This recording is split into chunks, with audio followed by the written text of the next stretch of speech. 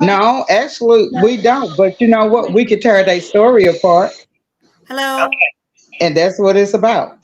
Okay.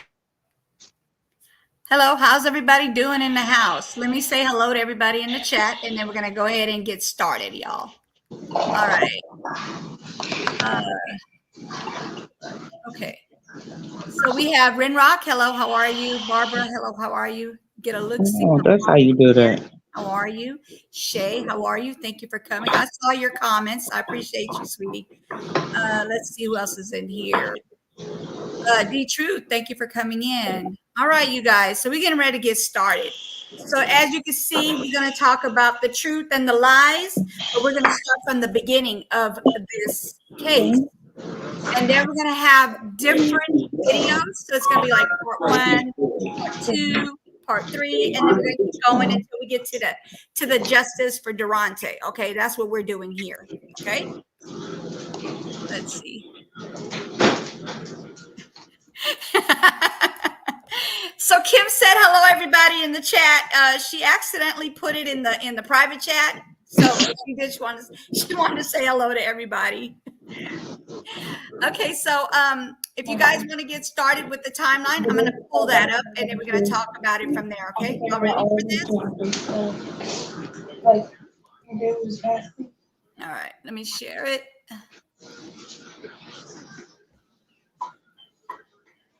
All right, y'all. There I go. There you go. Shit. I see you.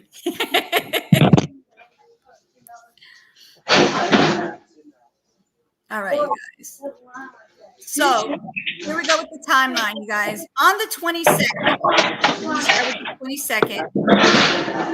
all right, here we go. April 22nd, 2021. Derontae had surgery on his right hand, which was his dominant hand, and the procedure entailed several pins being placed in his hand, which resulted in his arm, being set in a thick cast that stretched from his fingertips on his right hand up to his elbow.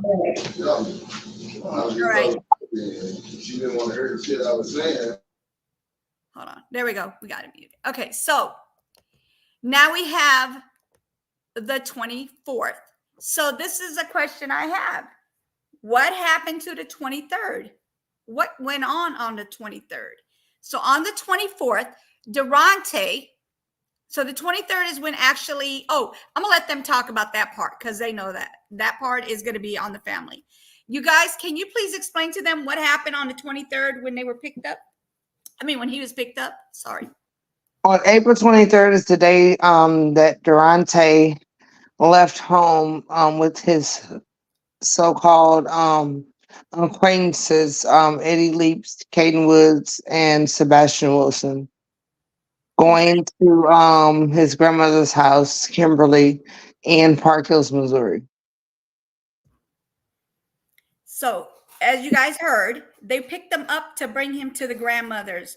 So now the grandmother can speak to you guys. Did he ever make it to your home, Kim?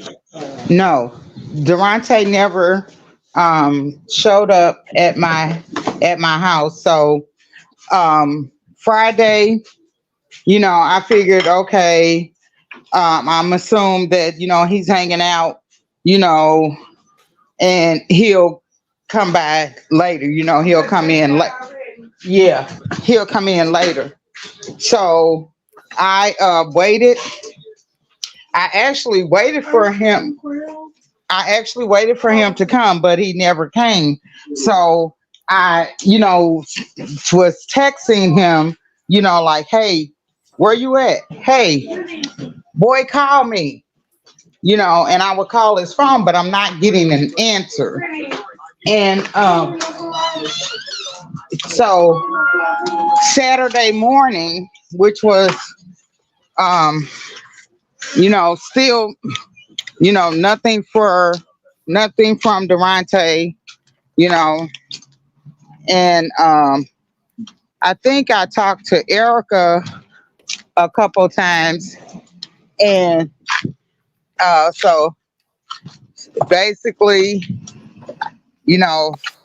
nothing. So then, we was like calling around, or just trying to see if people had saw him where he was at, because that was really unusual that he didn't contact me at all. That was real unusual for him not to have any contact, to say, Granny, did you cook? Granny, do you have money so I can get something to eat? Granny, we going to Taco Bell, Buffalo Wild Wings, or wherever. That was just real strange. So I had a great concern about that. And Saturday goes on, and then we into Saturday night. Still nothing from Derontae. So Sunday morning, I wake up, still nothing. No answer to the text. No answers on the phone. And I call his mama, Erica. And then I'm Erica. Have you heard from Derontae? So we was actually discussing that we had not heard from him. And then Erica remembered that she was supposed to send Derontae some money to Walmart, which was a great alert to us, because then she remembered she never sent the money because he never called for it. So now the concern grows even greater. Mm-hmm. And then as I was talking to Erica on the phone, my other phone line rang, and it was a family member on the phone, and she asked me, where was Derontae? And I told her that I didn't know, that I had been trying to call him and I hadn't got a response. And then she says, she tells me that Derontae had been shot and he was deceased. Mm. So at that point, which I hung up on Erica twice because I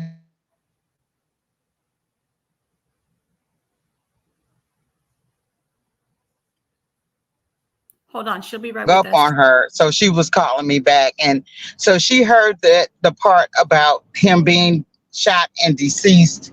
And by then she called me back. And I just wanted to tell her just to get here. I didn't want her to know that on the phone. Right. So we had no idea where Derontae was at because vacation. And the reason why I'm specifically saying that I had not gotten a death notification was because my address was on Derontae's ID. So,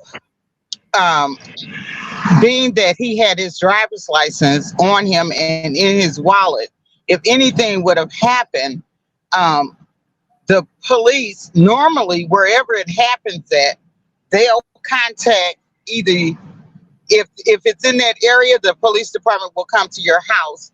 If it's out of the area, the police will contact police in your jurisdiction and give them information and still in your. Oh, it's going in and out, sweetie. So I was calling the hospital. Erica was calling the hospital because we were trying to locate Derontae. We had no idea where he was at.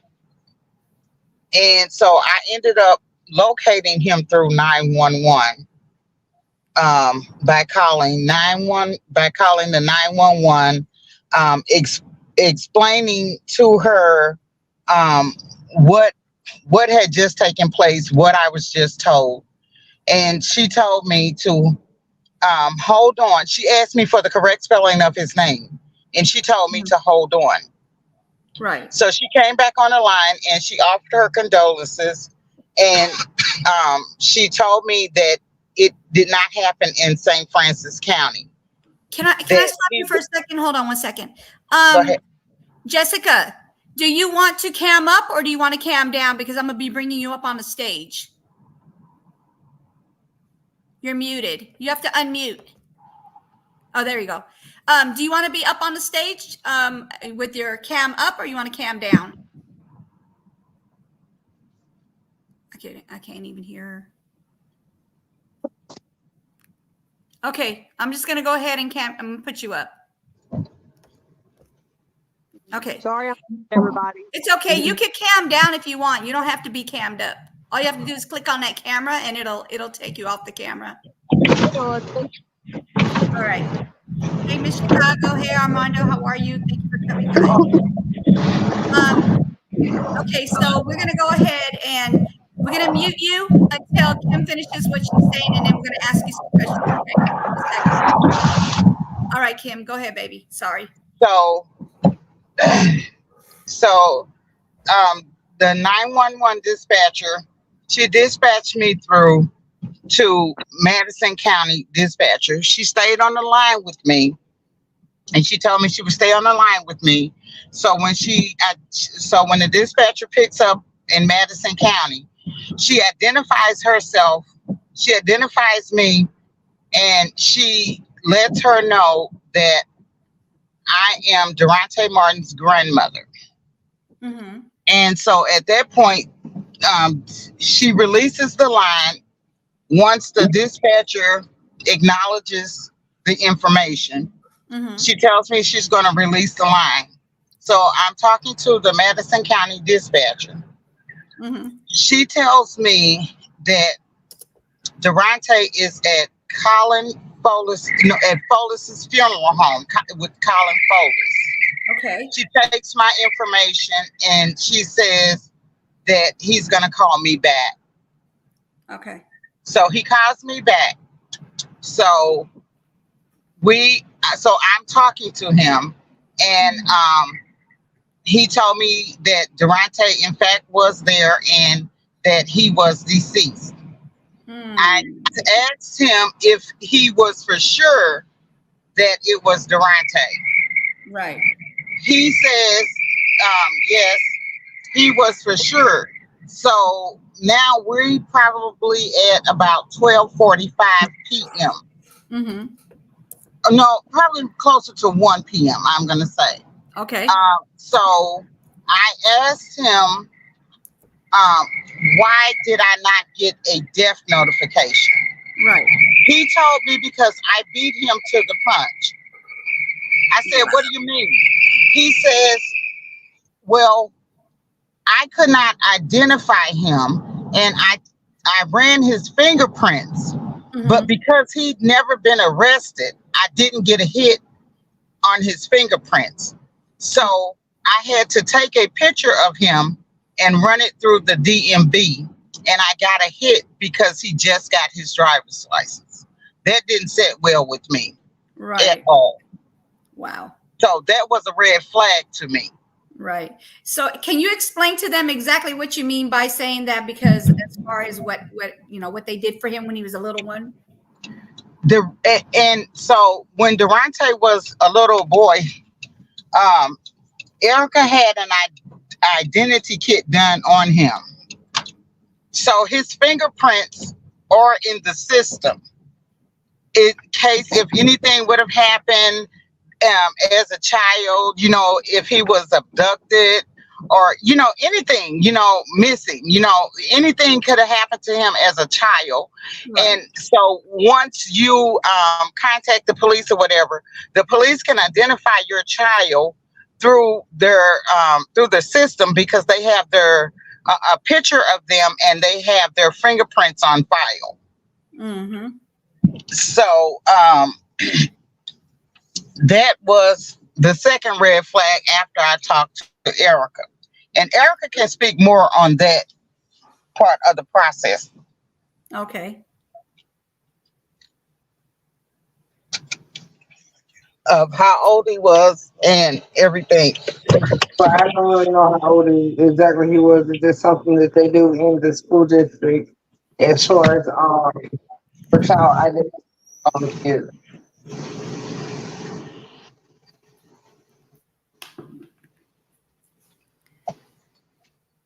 Okay. Okay, so I'm going to go ahead and ask Ms. Jessica. This is John Paul's mom, you guys. This is going to be her first time up on the panel. Okay. This is Deronte's friend. That's the mom of his friend that's come up missing. Okay. She's going to tell us a little bit about what happened with her son. Okay, go ahead, Ms. Jessica. Oh, let me unmute. Jessica Elizabeth Park, and I am John Paul Park, the second mother. He was born 4/10 of 2002, and on the day of the 24th, I do believe, turning into the 25th of April, I gave my son gas money because him and my mom and his girlfriend were into it because my mom loaned them a bunch of money. She paid their insurance, and they promised to pay her back, and well, needless to say, my mom let him and his girlfriend stay here, not married and everything, which that was surprising to me. But anyways, like that didn't go too well. Like, and needless to say, my mom didn't get paid, I guess, the insurance money back, which now I don't think she really cares about that. But at the time, she was pretty PO'd. So I gave my son, the last money basically that I had so he could go down to that birthday party and whatever. And he told me he was going to be with Derontae and everything. And, that was pretty cool. And, like, I got to talk to Derontae myself, like, over the phone and things before. And I met him, like one real quick instance, like, he was in the vehicle. And also, my son took me and his dad, I believe, up in Ferguson. Mm-hmm. Like, before this all went down, like, right before, they got a new home or something. Mm-hmm. In Ferguson, I guess, with Derontae's mother. And he had finally had his own bedroom and everything. So we got to go up there for a second. Like, we sat in the car most of the time, but we did get to go in for a minute. And so I seen Derontae again there, like, real quick. And he was always very polite to me. But anyway, so my son, he witnessed Derontae's, which Derontae was murdered. Okay, it was not no suicide, and that boy was just too happy from me even seeing the couple times that I met him. You know, Right. like, you know, and like you can see on that video, Derontae party for 4. You know, and then JP and Derontae sitting there, and JP's like, "Hey, mom," or something in the background, you know, Right. there, and because they were calling me on Snapchat and whatever, and but my son, that was one of the last things he told us. That, babe, you want to talk for a second? Mm-hmm. Okay, and well, he had got a phone call, and you know, now that I think about it, you know, there's this kid named Zach Graham. Okay, Zachary Graham. Does that ring a bell to anybody? And I had actually met Zach Graham, I think. He's a little blonde haired kid, maybe. Yeah. Okay, deals drugs kind of, and basically has people like push them for him and whatever. Mm-hmm. Sort of, and like things are coming back to me, like, you know, because I mean, I met like a lot of my son's friends that he met from down there in Fredericktown, and shoot, he took me to Poplar Bluffs and things, and we stayed in a hotel and stuff. He come here and picked me up, and like when he got out of that, well, I call it alternative school or whatever, like for the trouble that he was in. Right. And I guess that's where him and Derontae met, was in school Okay. and whatever. Okay. And they were pretty tight, like, I mean, with sports and things, and Yeah. like, I don't know, my son known people, he was known to frequent from St. Louis to Poplar Bluff, Cape Girardeau, beyond, you know. So basically, my son witnessed 2 murders in less than a year and a half's time. So I'd like to think my son's in protective custody right now, you know. And the cops even told me that it's the law, that they could not tell me he was in protective custody, even though there's a missing persons report and everything. They can't tell me nothing, because how do they know? Which, if you think about it, it makes sense. How do they know that he's not needing to be protected of me Right. or him, or, you know? Right. Right. Makes sense. Right. I mean, I really So like you to think said he witnessed. You said he witnessed 2. yeah, Maddie Picker. She Maddie was 15. and who else? Yeah, and then the guy I seen just recently got another DWI now, and whatever, Okay. down that way in the country somewhere. Okay. So you Maybe said Kate. he witnessed somebody. 2 people. That was Maddie and who else? Derontae. Oh, so I don't know if we should be asking this on here, but do you know that you don't have to say the name of the person, but do you know did he tell you who it was? Maddie Picker. Yeah, we went to her funeral. He held her. She was thrown from a truck. No. Yeah. I'm saying he witnessed Derontae getting. Oh no, he did not tell us who did it. No. So he just told you that he But knows that he got that's a what phone happened. call that morning, and I believe it was from that Zach Graham kid. And Dewey was acting kind of strange. He's like, Mom, Dad. He's like, I'm telling you, this dude's on here. It was no suicide, Mom. Point blank, I watched him get his head blown off. He said, my buddy, right? I was here. I thought with my own 2 eyes. He was basically trying to tell us that he basically held Derontae like he did Maddie, you know. Right. So he's seen it for his own. He's seen it with his own 2 eyes. Well, yeah, they said John Paul, and then I hate this. That's his girlfriend, Kenzie. That's whose girlfriend? Hold on, whose girlfriend is that? That was JP's girlfriend, Kenzie Cat. I hate this, she says. Oh, I know the girl's voice. But they did say John Paul. John Paul, yeah. And when they did that video where they had the lyrics all wrote out, that was the only thing we can't hear him. Wrote out. Lyrics. Yeah. And they said, oh, we didn't hear no. Wait, hold on. We can't hear John him. Paul was not said. We can't hear him. Somebody said, can't John hear him. Paul. I can't hear you. Somebody in the 911 call, all the lyrics, everything that was said, even the girl going, I hate this, like that. At one point on the 911 call, you can hear everything JP was talking. They go, was keep breathing. Jessica. JP I'm trying. goes, "Stop." Can I tell this? No. And everything was You can with hear the the lyrics they voice. put on one of them, and except when it said John Paul like that, loud and clear, louder than anything, that didn't come up. And then they try to say that they didn't hear it, that it didn't, that he wasn't there, and it didn't say that. Now Right. what the I fuck? know They're for a covering, fact he was they're there. covering shit up, and he was saying, telling us that it was a murder. I think they could have had him kicked off because The cops Brady are was going to crooked. talk. You know The what I'm saying? cops are crooked. Right. I don't know. The I'm It sorry, just the it funeral stinks, guy's man. crooked. The one that does And there was a second suicide in this dude's house of a teen. Wow. Wow. Erica or Kim, do you guys have any questions for Jessica or her husband?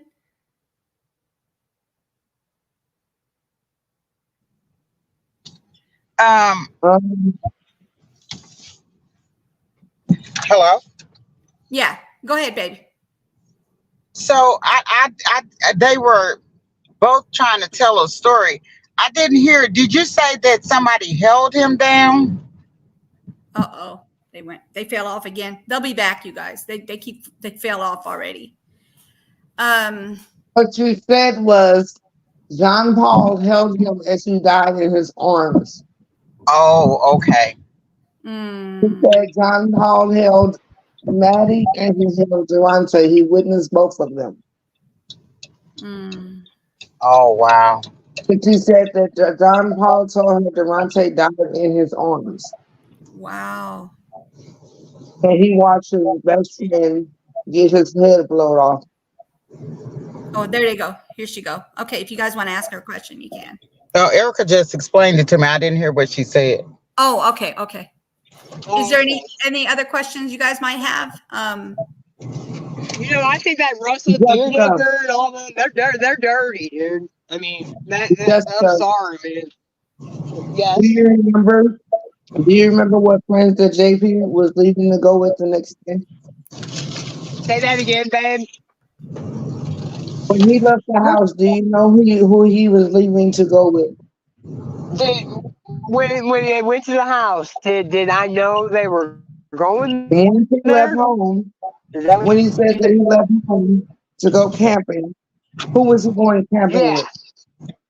Oh, who was he going camping with? Okay, he got these people some jobs. Okay. And it was this kid named what was that kid's name, babe? That he got the job for out there. Buffy, hold on. Uh, that boy that he worked with that day that he got him the job. JP got him the job. He's from out that way.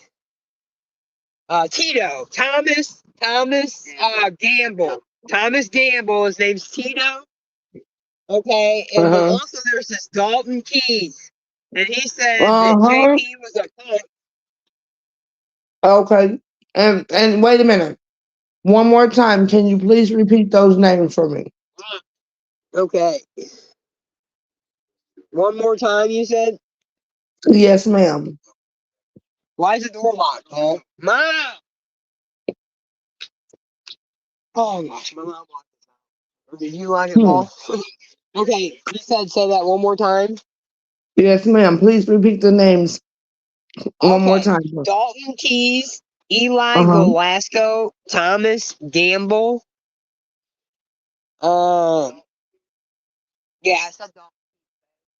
And he was working for this girl I know named Buff Lynn Appleby at Green Tree year-round lawn and landscape.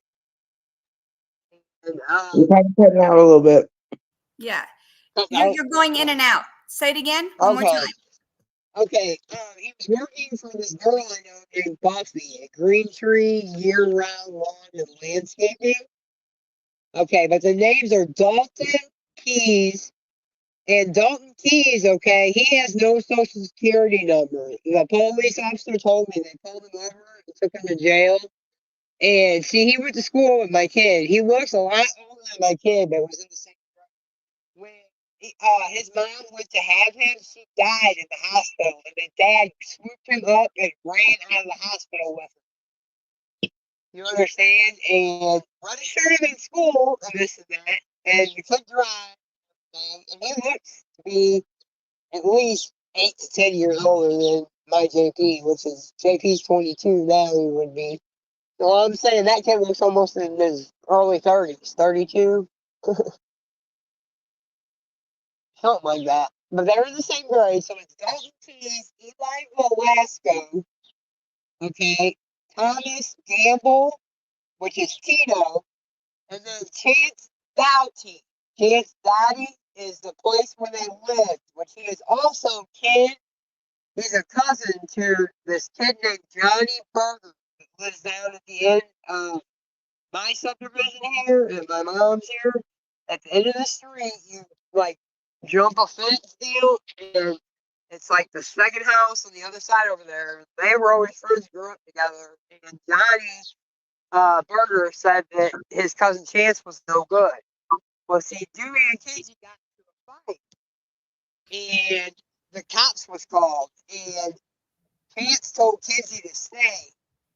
Did. And they kicked my son out. The police made him leave. Told him to give him a ride somewhere or whatever. So my kid lost it because he stayed there. I mean, I don't know. But Chance Doherty, that's the landlord where they were staying. And then the other kid's name, I cannot for the life of me think of it. It's something different, like But you do know for sure that one of those names were Dalton Keys yes, and Eli Velasco. yes. And Thomas Okay. Gamble, Tito. They And call him Thomas Tito. Gamble, aka Cheeto. Okay. Yeah. Hmm.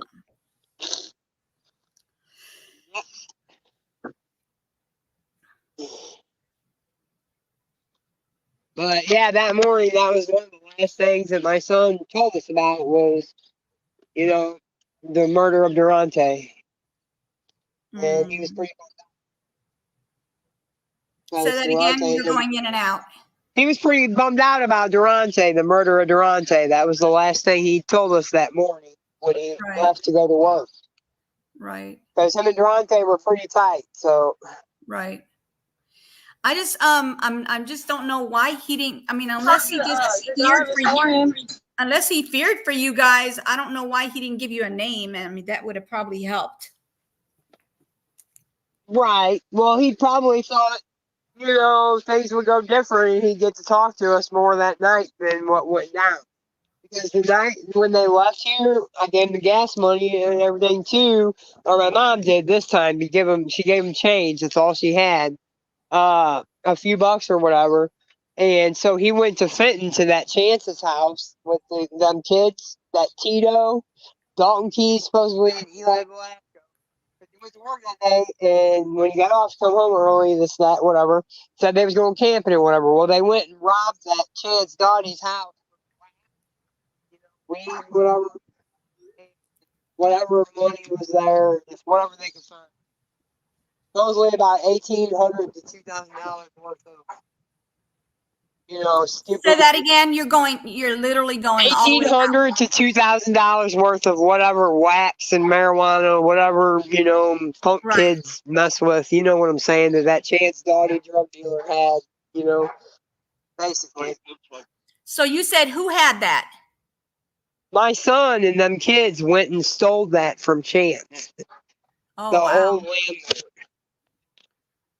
Wow. Oh, they fell off again.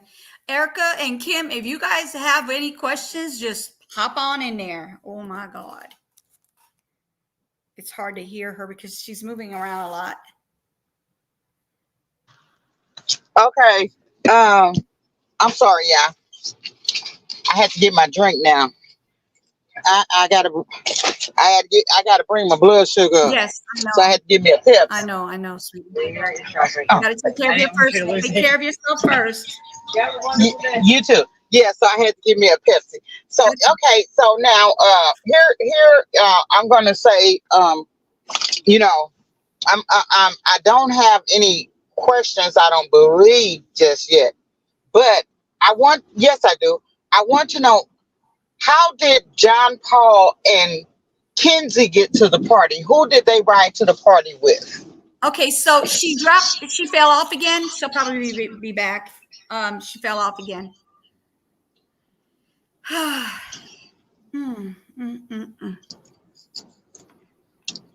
Hey, Addie, Well, how are you? okay, so I'll just go on to say this Oh, there is she that is. There she is. Hold on. Uh-oh. okay. There we go. Okay, you can go ahead and ask her. Okay, Jessica, she has a how did question for you. Go ahead. That's how fine. did how did John Paul and Kenzie get to the party?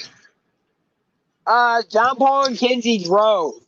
And because I'm not Kenzie sure if has a they're the car. ones that picked Derontae up or not Right, and because gave a Kenzie has ride. a car. Kenzie drives a white, like Dodge kind of Charger sports is what car she drove. with And a then, wing with a black stripe down it at the time. yeah, a Dodge Charger with a black stripe. Yep. And then Kenzie. Kenzie Yes, kept. the same Kenzie who used to come over to the house and be parked over at the house with Yes. And they Derontae and brought us John there Paul. one day. Yes. Yes. That's Yeah. Like Kenzie. not That's too the long same before. Kenzie. Yeah. Like not too long. Y'all first moved up. And, we came there one day. Me and Paul stayed in the car most of the time, but we did come in for a minute. And yeah, that was when y'all basically first moved up there, right before I guess that happened with Derontae, like maybe a month before, if that. Probably in March, maybe, or the beginning of April, into March. Seriously, might have been the end of February, but I doubt it. Oh, okay. So that's what, because I was just so where is Yeah, Kenzie now? who knows, man? Who knows? Who knows? That girl's kind of, in a way, no good, dude. Like, in a way, but in a way, like, and I kind of, it's weird. Like, I have a love for her somehow. Like, I don't know. She was in So trouble before she ever met my son. okay, so JP witnessed this other murder. Yes. Who Yeah, he held her in his arms, and then the helicopter came and she died in the helicopter. She asked him, she said, "Am I going to die?" He told her no. Nobody else will go up to her, to the little girl. He ran up to her, you know what I'm saying? Because I used to work on the ambulance, like, to this day, like, I'm the youngest person that ever worked for North Jefferson County Ambulance District. Like, I was a junior paramedic. And my son knew all this. And, like, I guess he got the heart that I got. He went and held this little girl, and, yeah. I'm gonna finish Everybody else was scared, and because, I mean, obviously it was pretty bad. But, yeah, he held her, and then she made it all the way to the helicopter, and when they were going up to go to the hospital, uh, getting airborne and whatever, she died.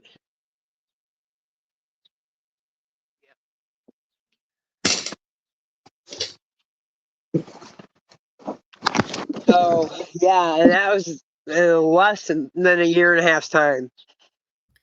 So when was the last time you seen Kenzie? Last time I seen Kenzie was, let's see, like a day or two before the last time I seen JP. Wow. Like probably 2 days before the last time I seen JP, or a day and a half, if that. So Yeah, did she, since she was there, did she witness it as well? Yeah. Oh, Yeah. wow. I hear her voice in the background. I hate this, and it sounds just like her. I mean, I would know. You know what I'm saying? Like, there's no throwing the voice. There's no other girl that it could have been. Like, I know that girl's little voice, no doubt. So do you know where Kenzie lives?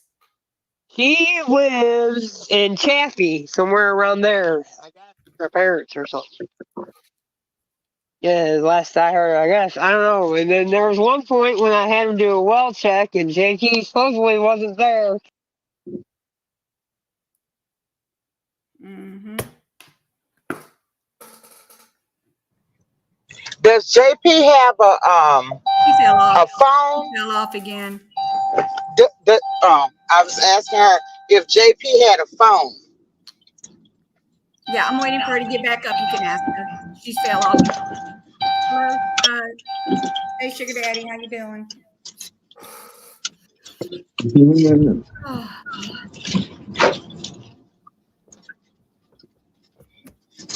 So,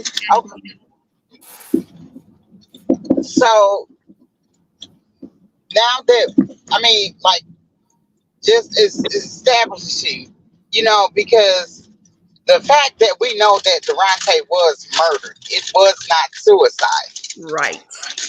So, it would make sense to eliminate the witness, Mm-hmm. a witness that they knew that was going to talk.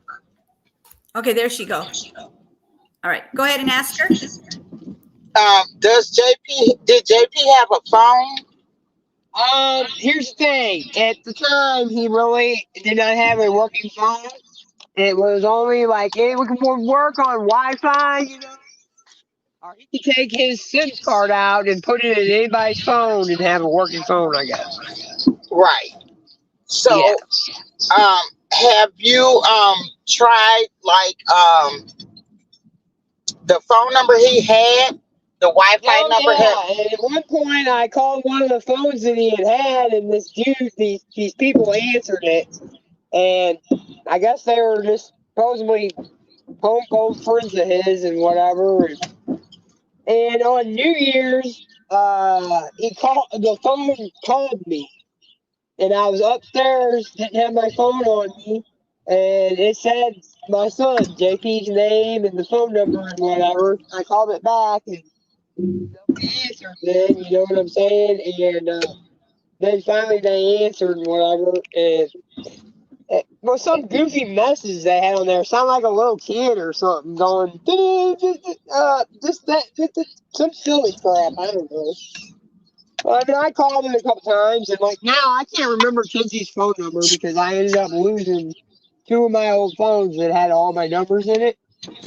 So for the life of me, I can't remember that girl's phone number. But I talked to her like since Jackie had been missing. Like I guess it was about I don't know. Probably a year or so ago, not quite, maybe a full year, but roundaboutly, because I guess my phone's been gone for probably about 8 or 9, 10 months now, probably. So maybe about a year. And she wasn't all that helpful, but she acted like he was okay, probably hiding somewhere or scared or something. Or Okay, so do you know where Kenzie lives or stays or no? like not really, like not. I mean, I have an idea of where she used to stay with her parents there or whatever. And I know that they had stayed in an apartment on Spring and what's the name of the road? Dang it. Okay, so In Cape is there? there. Are you able to contact the parents and make sure she's okay? No, man, I really don't think so because the parents, we never really ever honestly met her parents or whatever. Oh, okay. I mean, for real, I guess, thought that. What? Yeah, it is. Yeah, it is. Yeah, somebody One. needs to check on her. If she just dropped off, you might want to check on her. I'm just saying. Yeah, I know. She was working and whatever Yeah. at the place when I had called and talked to her. But I thought about that myself, and I tried to look her up like on Facebook and all that, and no go. Wow. And I can't remember her old phone number for the life of me, man. Right. Erica or Kim, do you have any other questions? No. Hold up, I do. Wait, Okay. wait. So, okay, I'm sorry. I have one more question to. So, when JP left, the morning that JP left, the last time that you saw him, Yes. what what took place? Because he came home from the party, correct? Mm-hmm. So when he came home from the party the next day when he left, exactly where was he going? Exactly what was he going to be doing that day?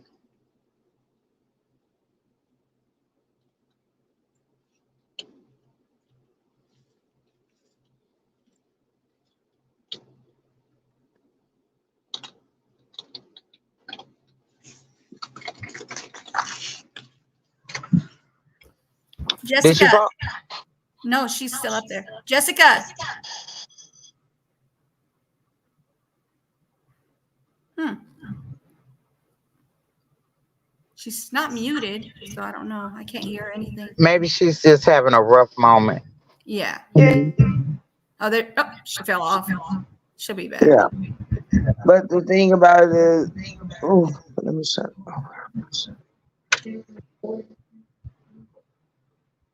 Which say Erica?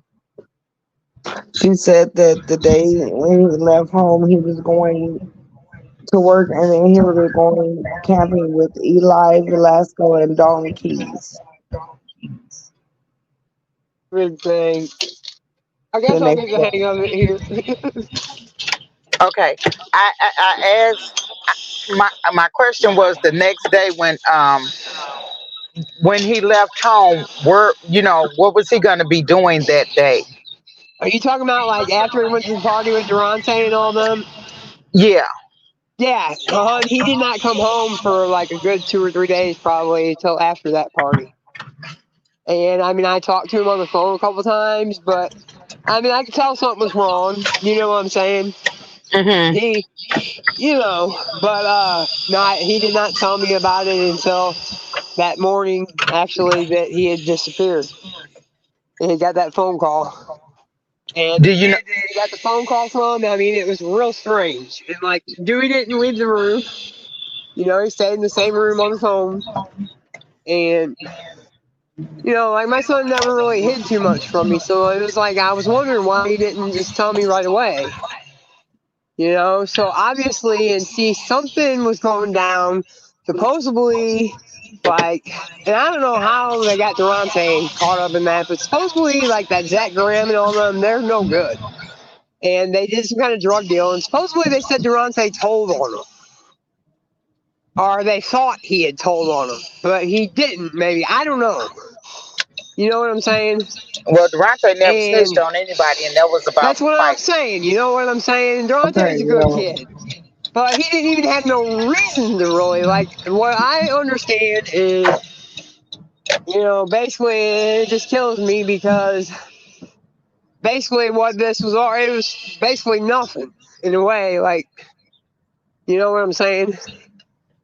And yeah, So, like, supposedly, Jessica, how did he start the conversation off with you? how did JP started off? Yeah. Okay, he got off the phone and he's like, Mom, Dad, I gotta tell you something. Got this call here, and he's like, man, screw him. He's like, man, I don't know, dude. I don't know what to do. He's like, Mom, Dad, I seen my buddy, my black boy Derontae. They blew his head off right in front of me. I seen his head get blown off. And they're trying to say that he committed suicide, but Mom, Dad, that's not how it happened. I saw it. He said they shot him point blank. And he was going to talk to us more about it later. But then the people like the Tito that he had with him from work that day, and then he had the robbing that house on his mind. So honestly, hon, I never got to talk to him anymore about it again. But I mean, my husband will tell you the same thing right here. That man told us about Derontae. It was exactly what he said. When he got the phone call. When the kid called him and he said, Mom, Dad, just tell her what he said. He just said he wouldn't. He said I was there. It wasn't a. It wasn't a. They're saying it was a suicide. It wasn't He said they shot suicide. him point blank. It was a murder. You shot point blank in the head. I was there. That's what he said. Saw my own eyes. He And did he was tell us going to that. talk to us about it later, but we never got to talk to him. Yeah, never got to talk to him again. He left, and Yeah, I guess He called me and, you know. Well, no, he came here. Remember Like that he, gas station? like he never Yeah. said what the There was the other people. boy that I can't remember his name. Huh? Like he What's never that? said what they. He never said what they could have possibly said to him on the phone call. Do you think that the phone call was about Derontae being murdered?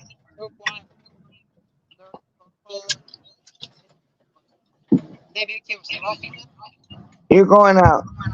You understand what I'm saying? That's what I'm thinking. Was this after he robbed here? That was before he He robbed robbed Chase. before. The morning. So, That morning.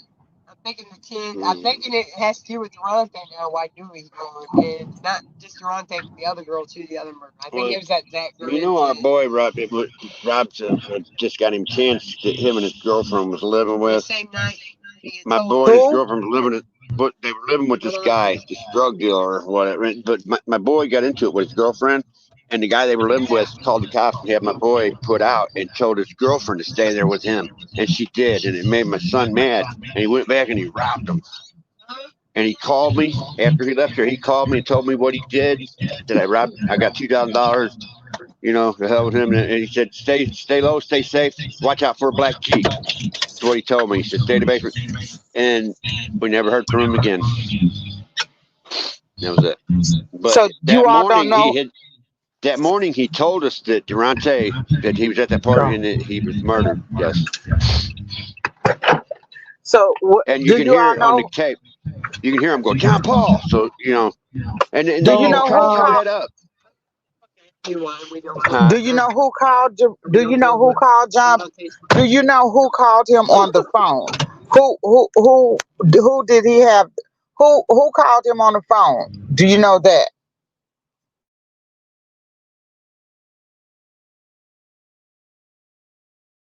they went off again. Fell off. They went off. Well, when they come back home, somebody asks them if they know who called John Paul. Who was? That's what I've been trying to ask. All right, hold on. When they get up, and then we'll go ahead and ask them.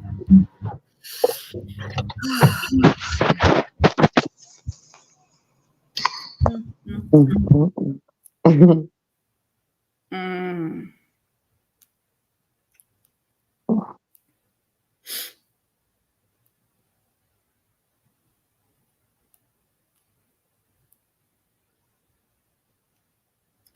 We're waiting for them to come up, you guys. Just give us a second. Well, to translate through all of this, so far they have said that John Paul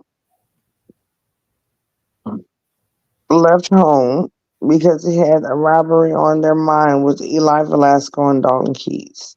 Mm-hmm. But he received a phone call from a person they do not know who it was. But as soon as he got off the phone, he sat up and said, Mom and Dad, I have to tell you something, that Derontae did not kill himself. So we are trying to figure out within that conversation what triggered him to hang up the phone and that be the first thing he says to them. Right.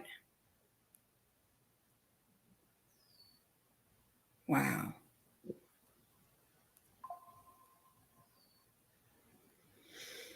Come on up, you guys. Come back up.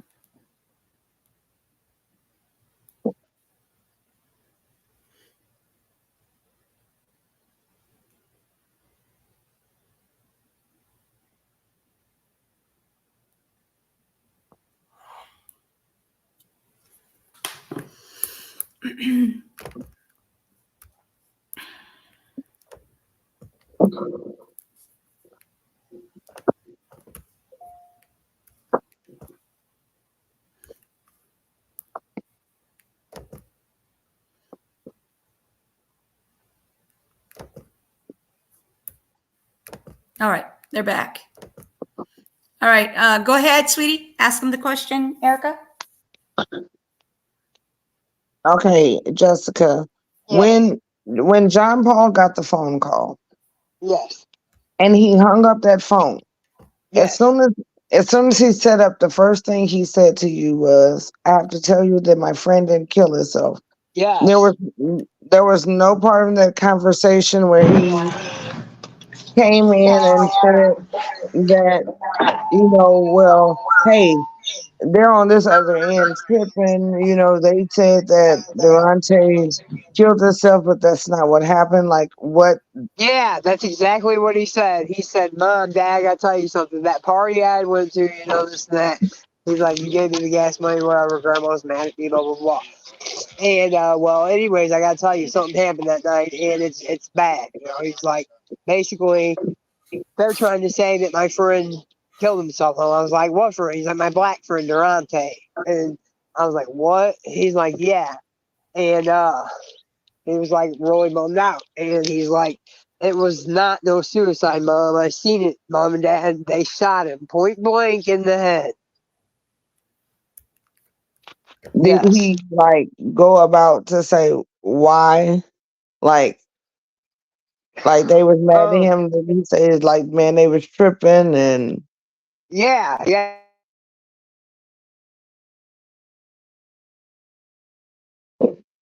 like you went out, Jessica? Jessica, you went out.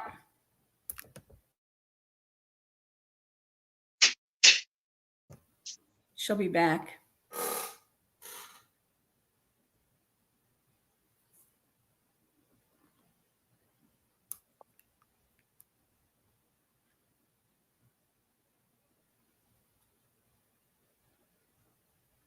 Are you Because feeling better, Kim? you have to think about it. It's some things that are said just out of natural reactions. Right.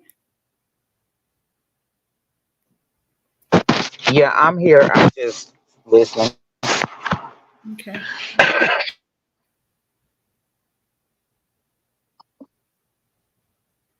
I have somebody in the chat saying, "Who was he on the phone with?"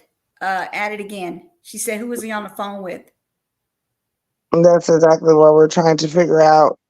Who he was on the phone with, Yeah. because she's saying that she's basically saying that they were all in the living room as a family, Mm-hmm. and the phone rings and he's laying there as a teenager and he gets the phone call and he hangs up the phone and sits up and says, "Mom and Dad, I have to tell you something."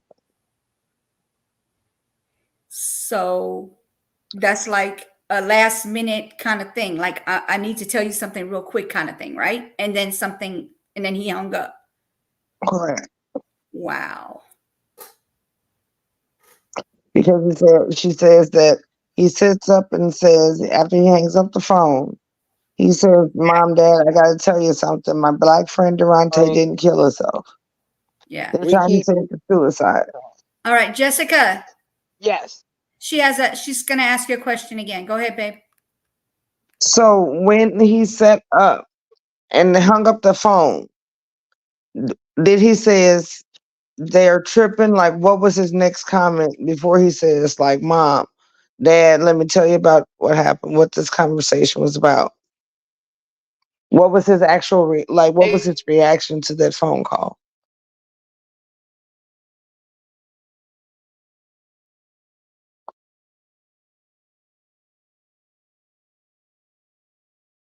Like whisper something off, like my basically It was quick. it was real. It was only like 5-10 minutes there. He was in and out. My dad was yelling, "Ugh!" My dad and stepdad was right That there. is what he said, though. Yeah, You they guys There's a have re- broke up really bad. Can you repeat that, please? Who was he on the phone with? Whatever. I'm thinking maybe Kinsey was why he didn't tell us or something. She probably told him. I would have never even known that he was even friends with Derontae, really. No, he took us up there, remember, in Ferguson and whatever, when they first moved there. We went inside for a minute, but we stayed in the Think car. about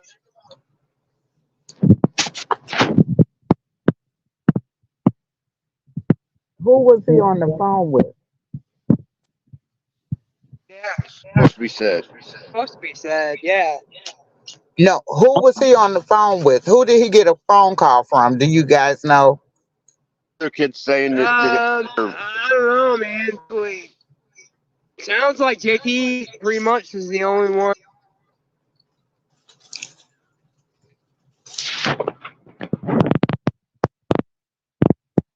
the minute he'd get right there and say He would exactly have like it no was. problem. Yeah. Yeah. The other ones, some of them's going to be get scared and stall up. He was.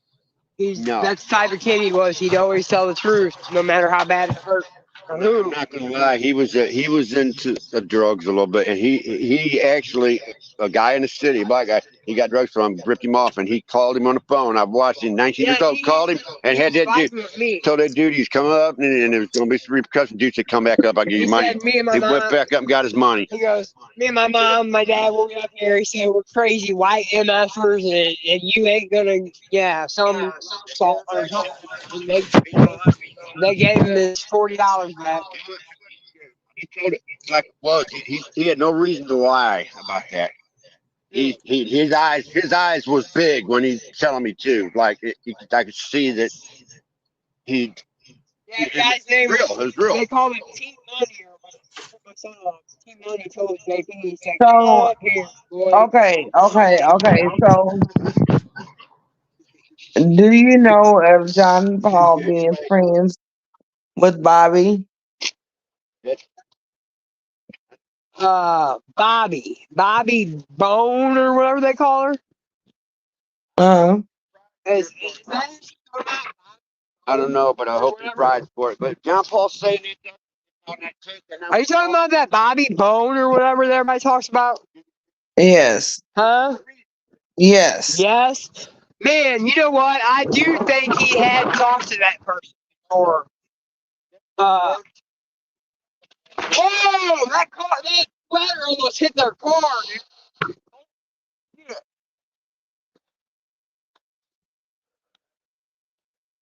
Wow. Yeah. Are you guys walking? We got neighbors down in our street. Yeah, my mom, she's being ignorant. She said, why don't you go stay with Derontae's grandma and Derontae's mom, since there's only one shower here, and let them feed you and this and that. Yeah, she's like, don't be giving them my address or this or that, and like I ain't got none of my mail here. I can't even have my food stamps, dude. I'm supposed to be on food stamps since haven't had them since the end of December. And I keep trying to get him to send me a letter here. I don't Lord. know. So pretty messed up. But anyway, so we come down to my friend, my neighbor's house, just walk by, and we were starting to walk back home. This ladder, it Yeah, was because I like was just an inch away from the yeah, car right there. I was just trying to figure out why you were breaking up so bad. Scared You're the crap breaking out of up. me. Yeah, you're breaking up really. Yeah, we're walking. Jessica, Sorry. you're breaking up. You're going in My and out. phone's a piece of crap too. Oh man.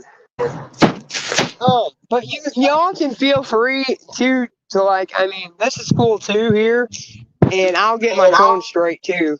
But you guys can call me anytime, and we can talk too. Okay. My phone probably works better phone to phone, but it's pretty cool. I've never done this like this before. We appreciate you coming up. I thank you all for having me here. Oh, of course, of course. Well, We're thank we're you just all for. we're trying to get justice for Derontae and find your son at the same time. Yeah, that's what we need. That is definitely what we need. Yep. Have you guys I heard mean, of any possible whereabouts about JP? Like, has anybody saw him since? not really, no, man. We've heard a couple goofy, like the cops say it's just hearsay and rumors, and so like part of me really wants to believe he's like in witness protection somewhere, Listen, I don't know. Whenever they called that 911 call in, and then the guy said apparently somebody committed suicide here.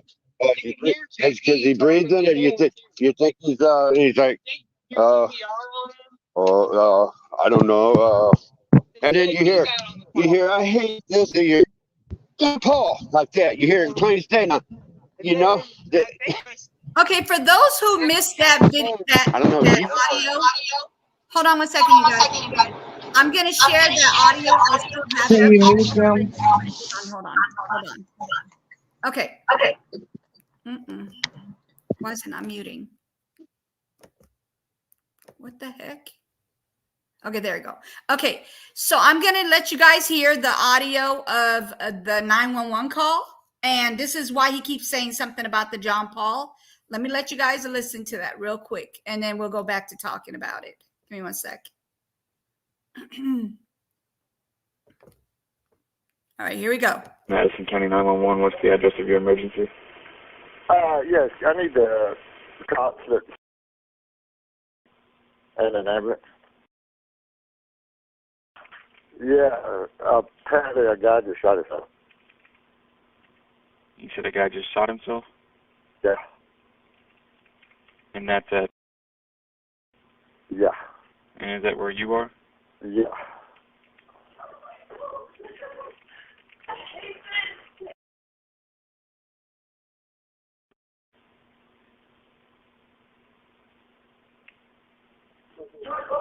Can you hear me? Yeah. Is he breathing at all? Yeah. No.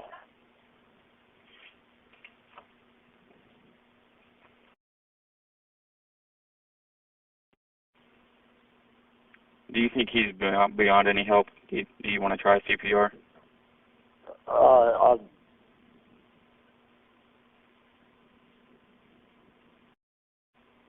Somehow got in the back of my... Okay, you're cutting out. Hang on a second.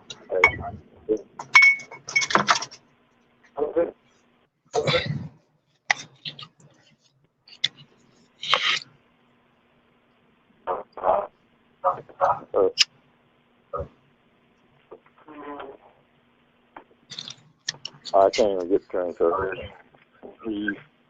Hey. Can you hear me? See if he's breathing.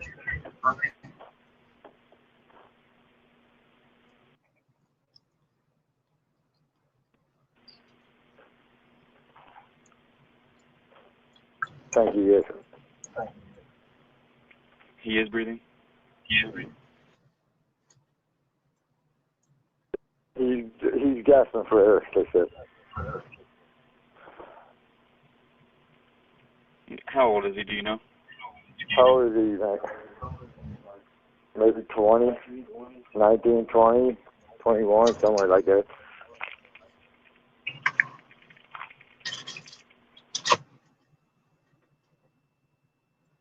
Shot at? In the head. In the head? Or, I can't really see him back there. Is he alert at all? Is he conscious? He don't look like it.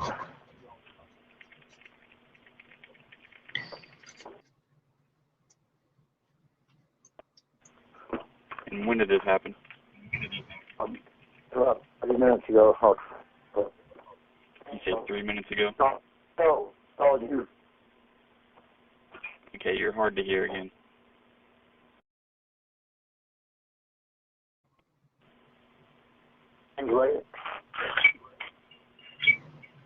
You're cutting out, sir. You're cutting out. I can't understand you. I'm trying to find the spot where I can talk. Hello? I can hear you now. Oh, yeah. Right when I called you, What was your name? James Lee.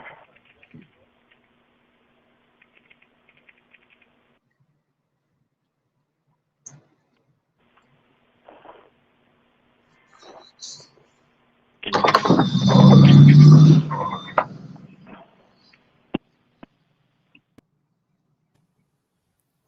was a weird and that was the weirdest ending to the call. And then another thing is he said at the end of the call, he said, whenever I called you, almost like he wanted to make him think that he called him right away. Actually, what if you listen to the whole call is okay. Two things happen here with this call. Muting. He asked him, um, was he breathing? Right. James said no. Mm-hmm. He then asked him, is he beyond help? Do you want to try CPR? So now let's just go back to the dispatcher. That line of questioning was actually out of order because here's the deal. If you're not breathing, why the hell do I need to give you CPR? Right. That means that you are beyond help. You're not breathing. Right. So now he says, no, he's not breathing. Mm-hmm. He never answered the question to the line to pertaining to the line of CPR. Is he beyond help? Hey, is he? Hey, He said no. He said, no, hey, he is says he no. gasping for air? Yeah, then he comes back to that to say, hey, is he, they want to know, is he breathing? Is he breathing? No, they said he gasping for air. He was already deceased. He was not gasping for air. He was dead, like the fuck he just said. No, he was not breathing. That's what he said, and that's the truth. He was not breathing when they made that motherfucking phone call Mm-hmm. because he got shot at 2:30. Between 2 o'clock Got and shot at 2:30, 2 he o'clock. was deceased. He was shot at 2 o'clock when the He was pastor deceased. when the pastor heard the gunshot. Who was also the same person who bought the house. Can you repeat that? Can you repeat that again, Jessica? Or was that Erica talking? This is That was Erica. error. I'm sorry, Erica's talking. Okay. I don't hear Jessica. It's just The pastor heard the Oh gunshot yeah. at 2 o'clock, which is Yes. also the same person who bought the house. mm-hmm. How much he bought a house for? $10,000. $10,000, y'all. A 2-story home. I mean, it looked like crap. It needed a lot of work, but Say it was ten like an thousand hour later dollars. when they made the call. Yes. Didn't he say? Didn't that preacher say after he heard the gunshot, was it like an hour later before they made that 911 call? Yeah, like an hour and a half. See, there you go. They should be able to use that right there. Yeah, they cleaned the place up. And, I mean, They should use that. How much land is that? That's what I was wondering.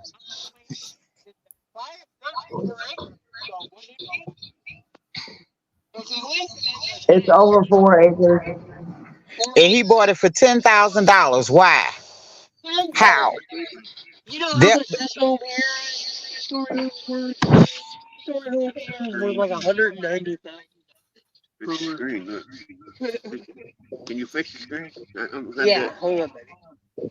I think this cut off. Damn it.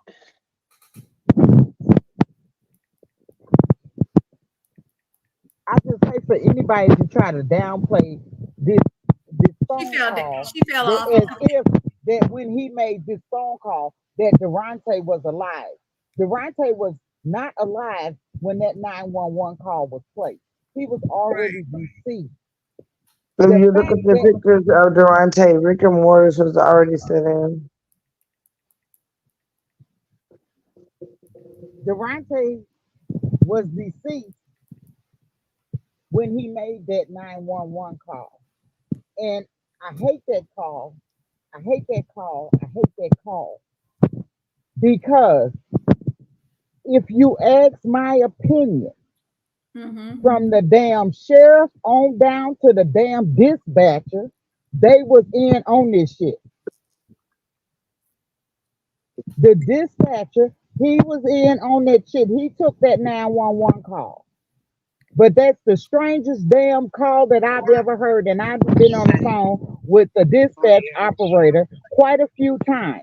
Well, Mm. here's the catch. With all the commotion in the background, why is it that Nick Adams is the only officer to arrive on the scene? Only one officer arrives to a chaotic scene. That doesn't make sense. Yeah, it doesn't. It doesn't make sense at all. And then the The, way it ended, where he goes, and then he hangs up. the operator is not even see, you know what?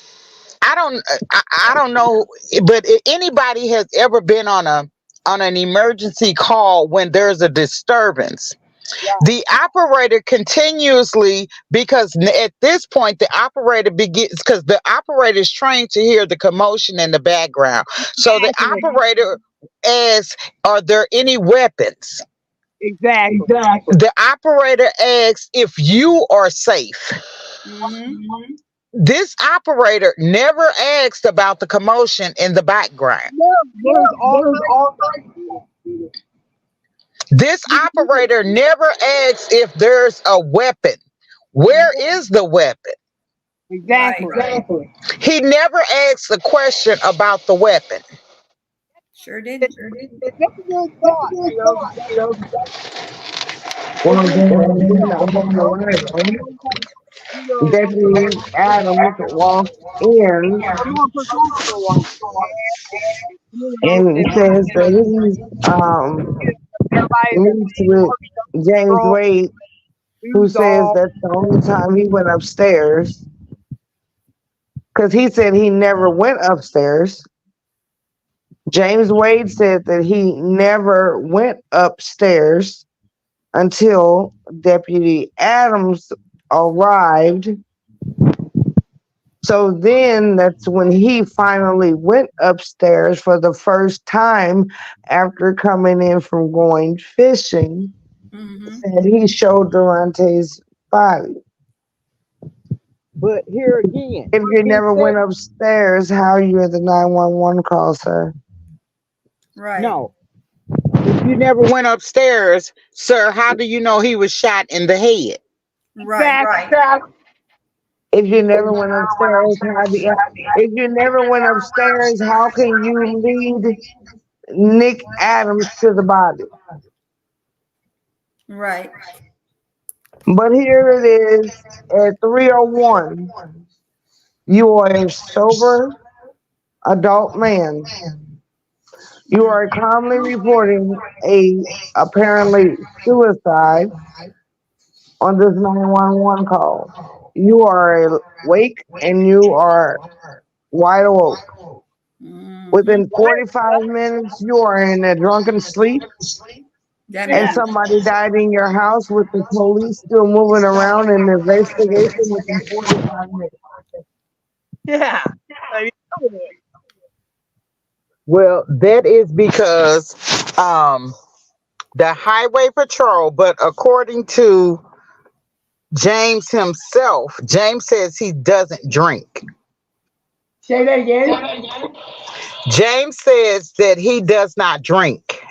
And Oh, has well, not had a he's drink younger within 9 years. and he does methamphetamine.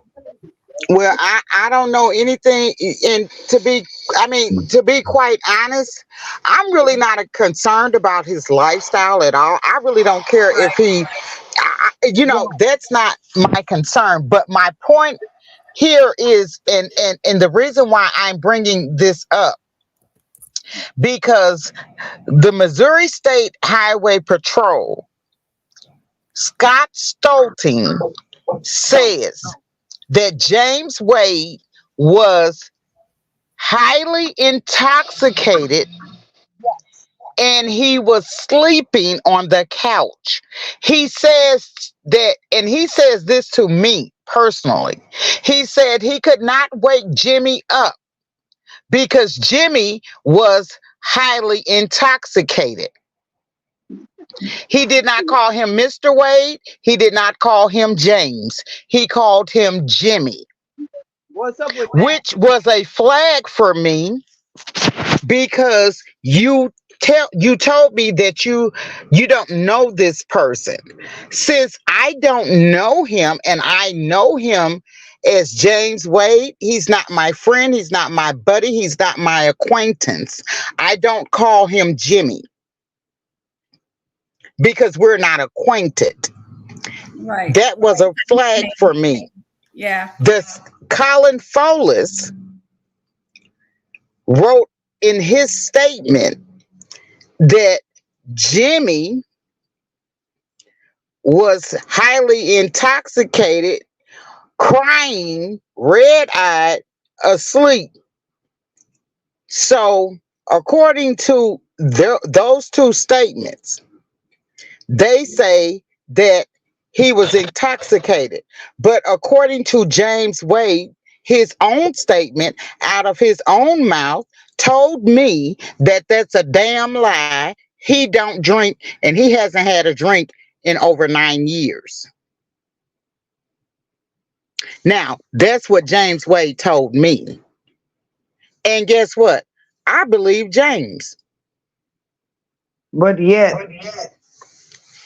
there is a statement from Cody Gideon, William Cody Gideon, that says that he called 911 and talked to the dispatcher until they got there with Deputy Adams. Cody Gideon also states that he gave Derontae a gun. We all know that Cody Gideon didn't talk to the 911 dispatcher. It was James Wade. It was never addressed to why is that Cody Gideon would give Derontae a gun.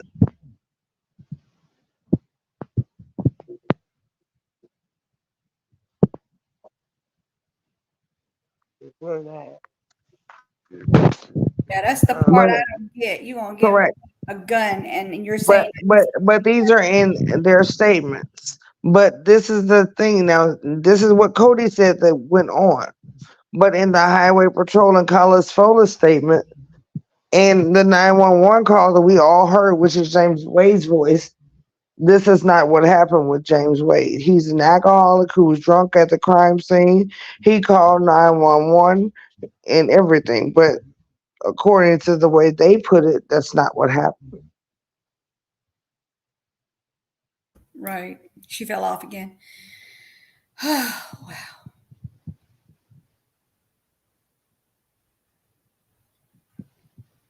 Mm-mm-mm. Because just like with Cody Gideon and the gun, he says that he gave Derontae the gun because it was laying on the table.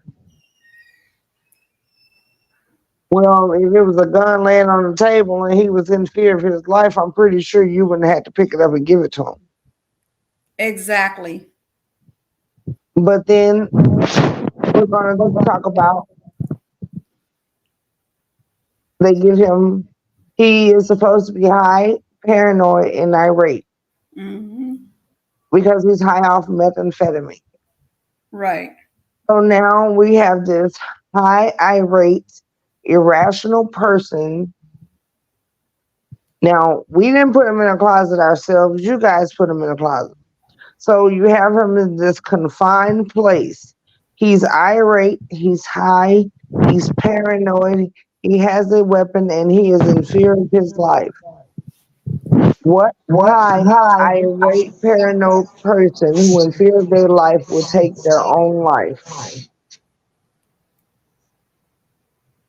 Yeah, that doesn't make sense. If you're high and you're paranoid and you're in a closed space and someone is coming towards you, you would shoot them and not yourself. Exactly. That part definitely didn't make no sense.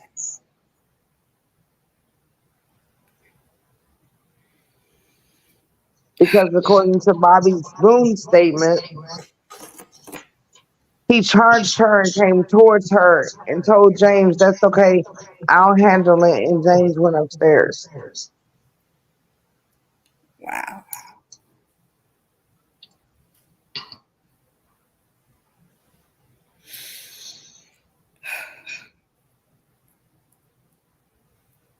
Yeah, let me see if I can get this.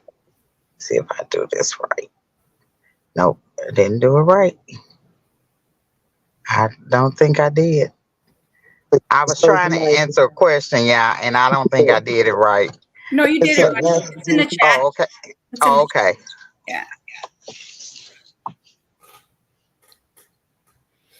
Mm.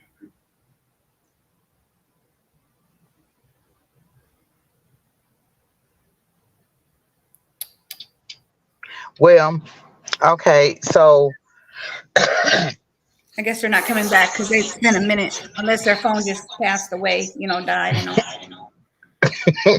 you said pass away. I was trying not to say die. Um, Sorry. Barbara, you guys need to reach out to state representatives and get this police department looked at. To answer your question is Thank you, so get locked because he is the one that reported that. In Collins Polis's report, his last statement was that James Wade, that's in the Collins Polis's report, because that is the one who, if you pay attention to the crime scene, there is no actual statement or police report done by Deputy Nick Adams. The report was done by Colin Folis. what report? Be clear. The the initial report for the initial report for the murder, the investigation, when the on April 25th, the initial report was done by Colin Folis. Colin Folis. That's who signs off on the initial report.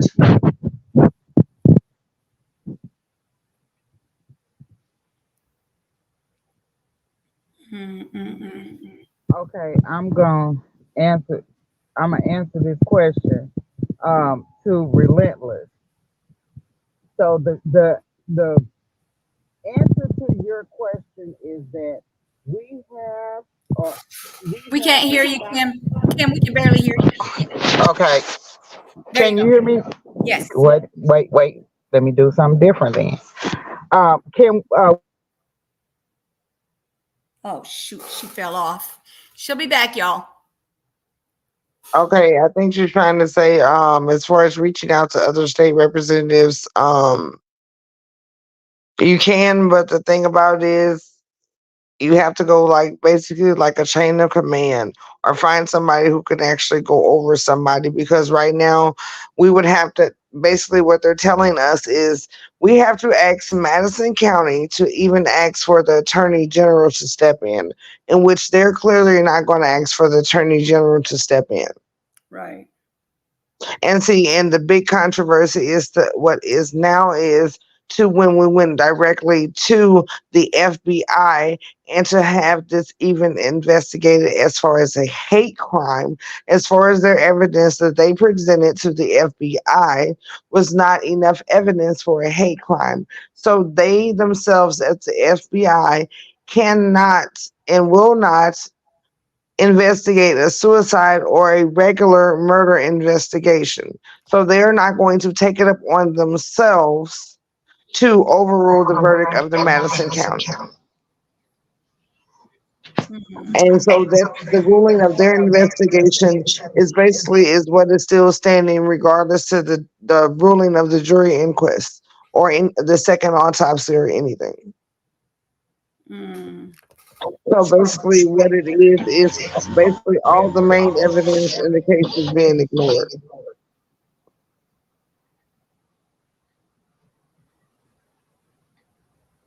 She said, yes. Yes, we have reached out to different advocates and people in the area. Mm.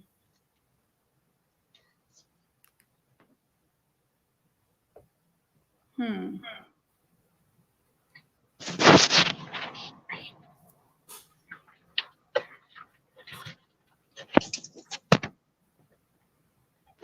They're doing everything they can to get justice for Derontae. That's the main goal right now, is to get justice for Derontae and find out exactly who did it.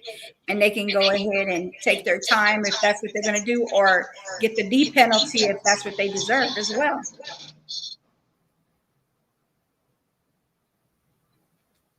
You know, like, you want to take somebody's life, then I think your life should be taken as well. Absolutely. But here is, as I said from the very beginning, Derontae was lured to that area. This was premeditated. Yes. This was a premeditated setup. He was lured to that area, to that house, Right. And 1773 Highway Z, Fredericktown, Missouri, the aka thing about that, Madison County, Missouri. right. And the thing about that, the police, and if they did the correct investigation and did a proper investigation, they have witness statements backing that everything was Missouri. premeditated and they set up Durante.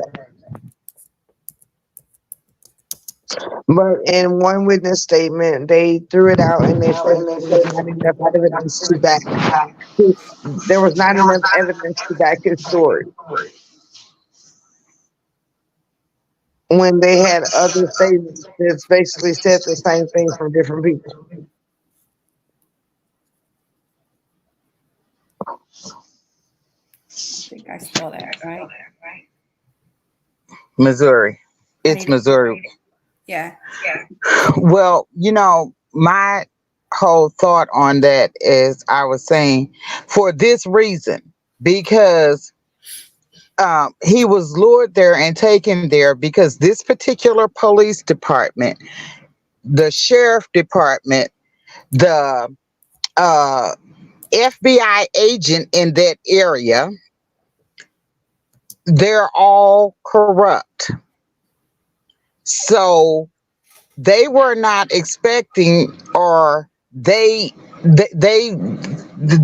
just, they were not expecting us to say Derontae was not, um to say that, to accept that he committed suicide. That's what they wanted us to believe. They wanted us to believe and accept their narrative of this story, which doesn't make sense, because if anybody on here can tell me that they know of a person going to another person's house that they are not familiar with and taking their own life, please let me know, because I've never heard of it before.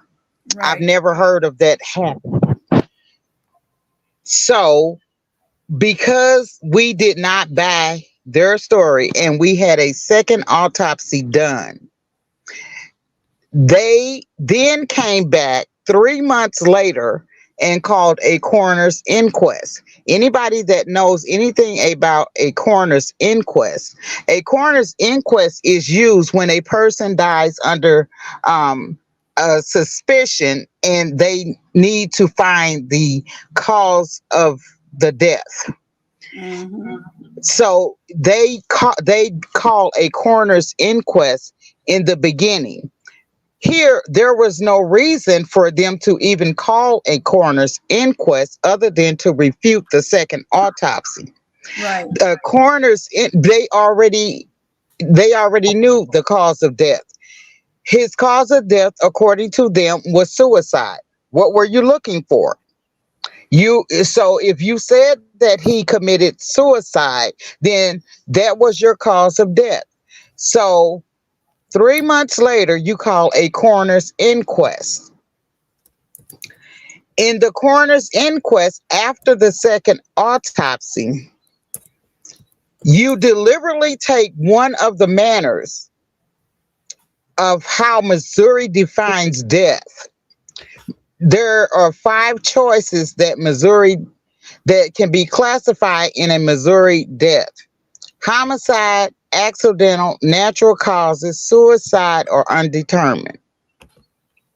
So you instruct the jury you take homicide off of the table, so the jury, because you don't want the jurors to find homicide. Mhm. So you hoping that you can sway the jury enough with your evidence and your witnesses to find suicide. Well, that didn't happen.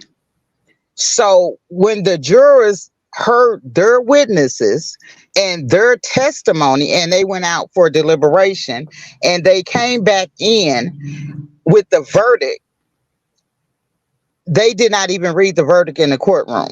Right. I wasn't in the courtroom, but Erica, what happened in the courtroom? She fell down. She fell down.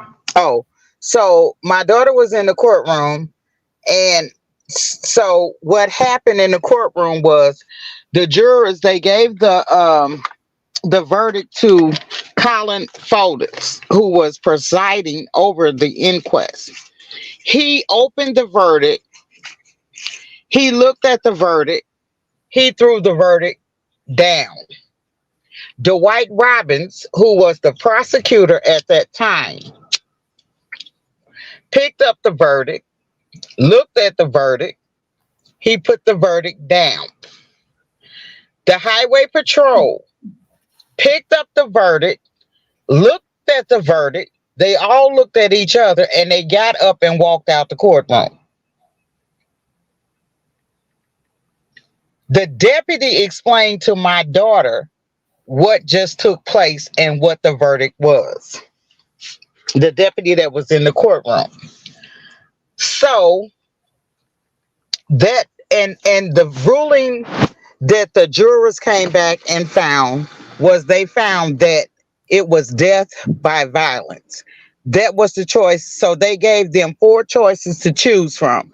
They instructed the jurors that they needed to find that Derontae died by one of these choices: death by violence, which should have been homicide, natural causes, accidental, or suicide.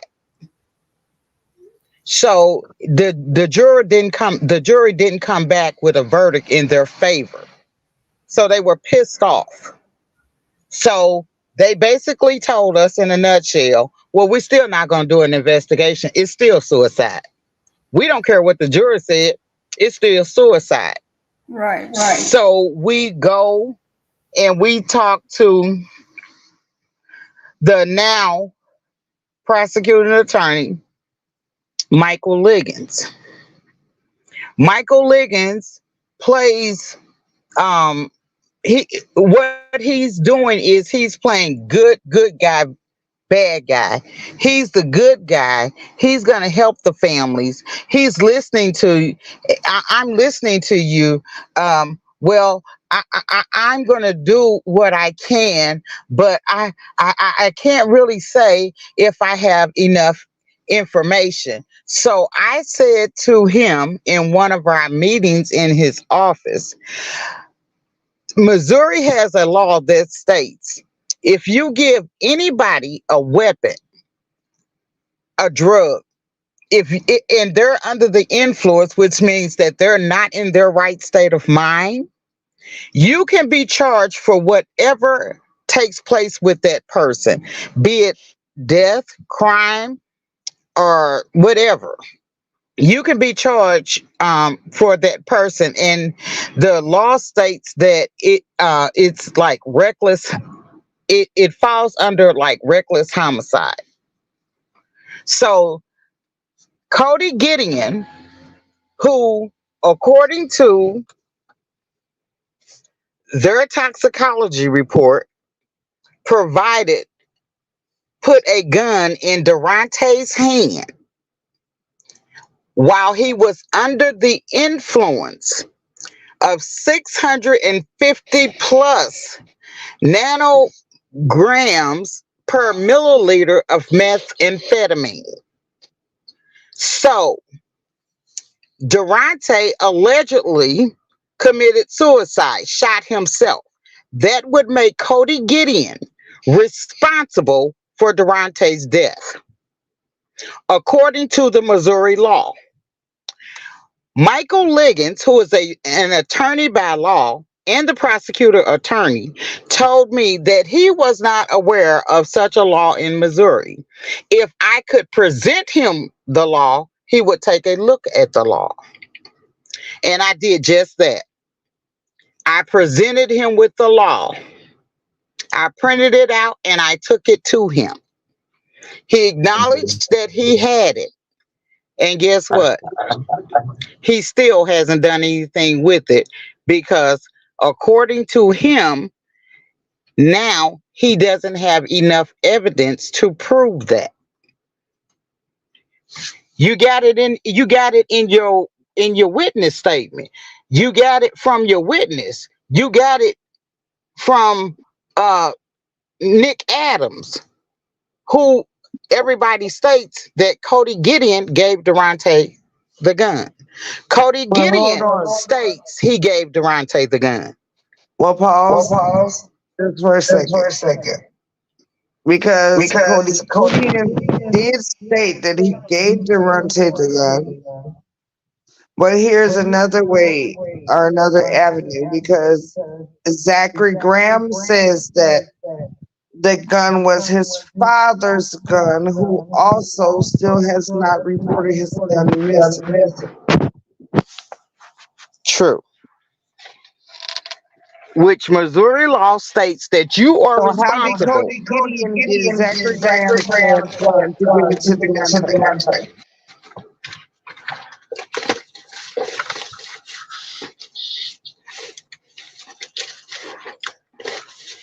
Which means that we have two people responsible, three people, according to the law in Missouri. Okay, and We have three people responsible for Derontae's death. Okay, hold on. Let me answer this question. Technically speaking, Derontae's case has been closed as of April 26, 2021. When the jury inquest ruled the death by violence, they never opened it up. What just aired on Channel 5, thank you, Barbara Hall, was not them closing the case a couple of days ago. What that was letting people know that FBI will not be investigating Derontae's case. They closed their investigation as far as closing his case as a hate crime. And they are not going to investigate it as he died of the hands of a white racist homeowner. So again, they are not going to change the verdict of Madison County Sheriff's Department or the Missouri Highway Troop E because it's not their grounds to change the verdict. Accused James Wade of shooting Derontae.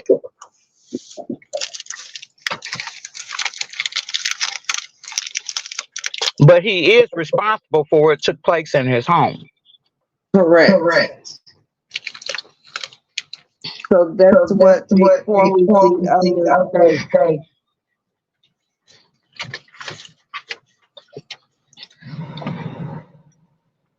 And the FBI does not investigate suicides. Correct. Everybody know that. Or they should know that the FBI, the Federal Bureau of Investigations, does not investigate suicides, murders, unless that death happened and it meets a federal criteria for them to investigate. Other than that, they do not investigate it. So what made Derontae so special that they investigated his death, his alleged suicide? Because they full of shit. That's why. That's how and that's why. Exactly. Relentless, yes, I do have, and I've had the case file since the beginning. That's how I knew that the whole investigation was botched and bull. Okay.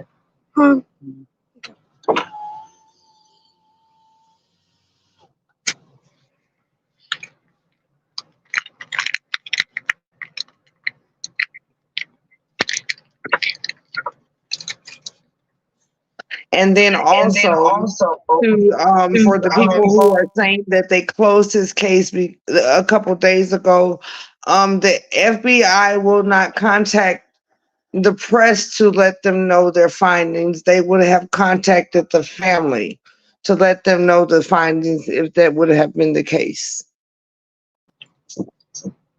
The FBI doesn't go public about anything they. So again, what made Derontae's case so special that the FBI decided to come public about it? So this is what's going on in the sense of this corruption. It's because most Hold if on, the Mom. FBI, Because some people are asking questions. And you skipping up to, she says, does the coroner report show the trajectory of the bullet, etc.? No, it does not. It does not show any of that, and it does not tell any of that.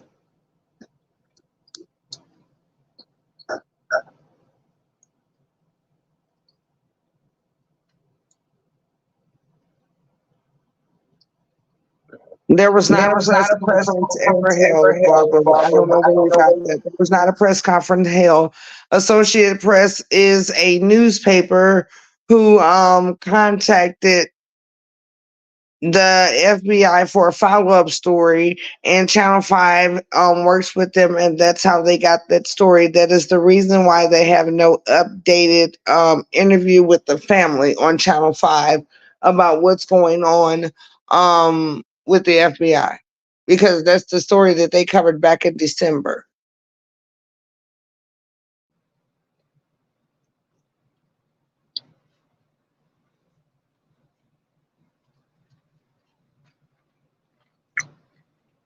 When they measured the wound, they basically like laid the paper not against the wound to properly measure it. It's just basically laying there, and they took a picture. No, there's no proper measurements of the wound. And even in the second autopsy, she said where they had dug in the wound and tried to glue it back together, which is seen in one of the photos.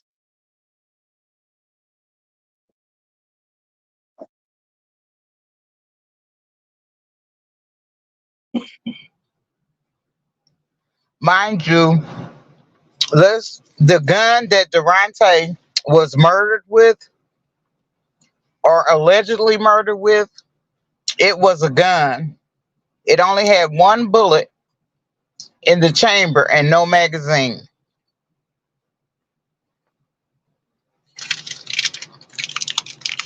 Because when he arrived and picked up the gun, it was laying on the floor, still pointed to the left side of his head, but he knew he fell backwards because he was sitting up.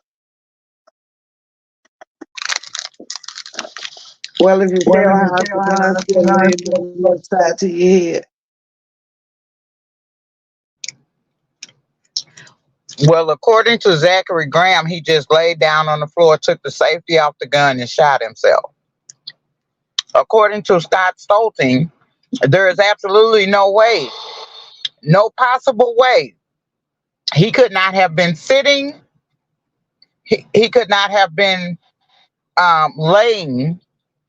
The only way that he could have been in the position of, and that was standing. So if he was standing up and shot himself and he fell backwards, gravity would have moved the weapon away from his head, because there's a possibility it would not have still been in his hand because of the impact from the fall.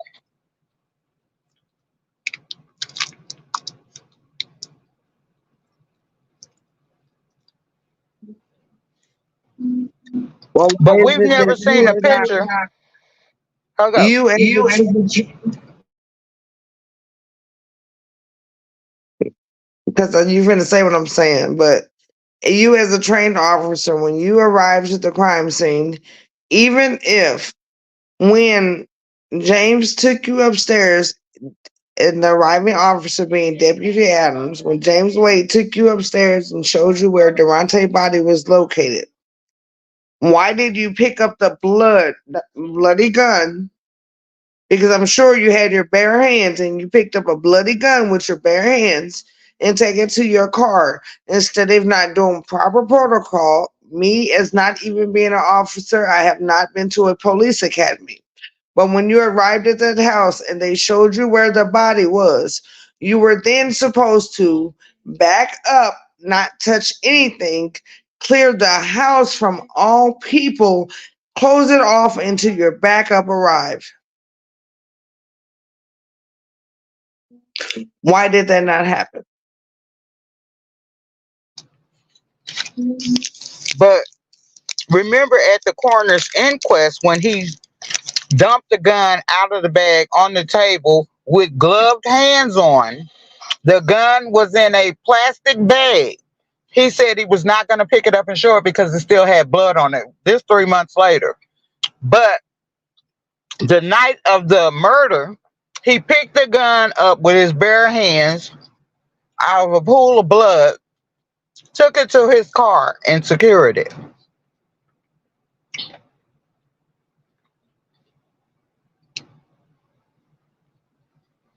How is that even possible?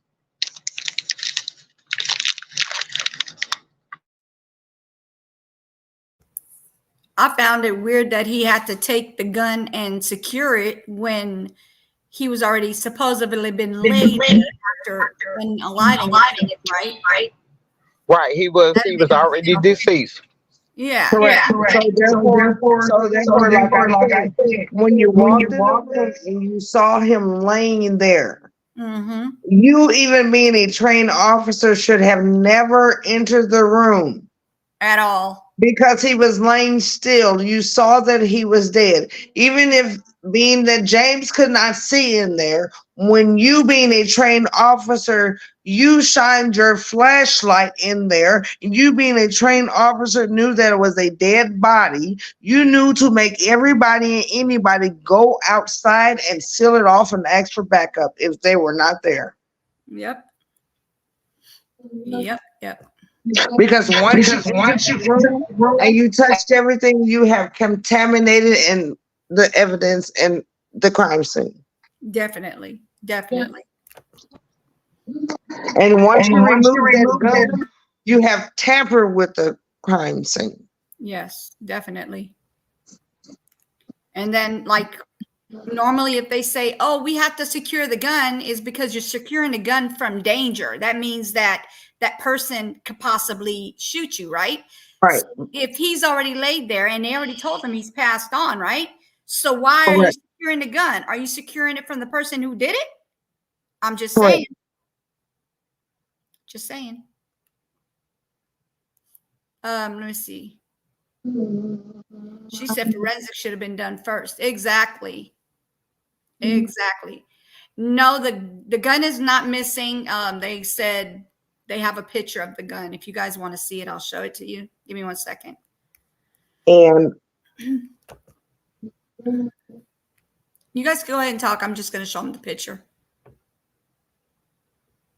I was reading these comments because I have to, if I'm going to comment to a comment, I have to voice talk because I can't comment in the comment section. I'm sorry about that. I don't know So what's going on. anybody don't think I'm arguing with anybody. I just have to, when I see the comment, I have to voice comment to reply to it.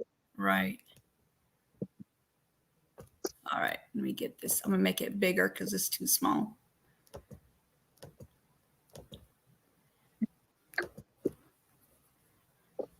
Okay. I don't know why they don't have it where you can make the picture bigger. And then also let this be known because I'm going to backtrack up a little bit. All right, go ahead. My mom was talking about with identification of how they ID'd Derontae. Well, this is another thing that I'm going to point out to everybody, which is common sense, which is kind of going overlooked. When the paramedics got there, first off, let me backtrack again. In the 911 call, they never asked Zach. James doesn't ask Zach what's his name. He asked Zach how old he was. Right. Well, us as people, the first thing that we know about somebody is their name and not their age. Right. So most people, if we know their age, we know their name. Exactly. So then when the paramedics got there and in their reports, they knew that they had been working on Derontae Martin. Mm-hmm. Derontae was never listed as a John Doe. So therefore, at James's house, when he was laying there on the floor, they knew that that was Derontae Martin. Mm-hmm. Because see, the paramedics seen the hospital bracelet that was on his left wrist that can be seen in the crime scene photos. Yep. So why is it again that when they picked him up from James' house as Derontae Martin, because the paramedics knew that they were working on Derontae Martin, and they pronounced him dead when the coroner got there as Derontae Martin, when Colin Folis and he arrived there, he was never booked as a John Doe because you knew who his identity was. Exactly. You didn't put him in facial recognition. Why? Because you never booked him as a John Doe. Yes, it is. That's exactly what it looks like to me. Yes. So this is the possible or the supposed weapon that he used. So let me go ahead and take it down. But if you look at that gun, you can clearly tell that that wasn't laying in a pool of anything. Oh, exactly. Exactly. So let me go. Oh, Kim fell down. Hold on. Let me see. Yeah. Let me see. Yeah, because I have to mute her because the phone echoes when you talk. So hold on. Let me see if she's coming back. Give me a second.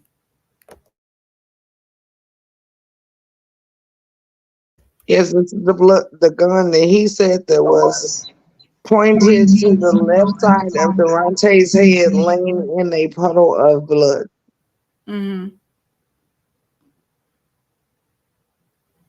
Yep. And even the puddle of blood that he speaks of, if you look in the crime scene photos, where is the puddle of blood? Yeah. I don't know where they're seeing it. It evaporated because it's not there. Right. Let me pull it up, you guys. Oh, man.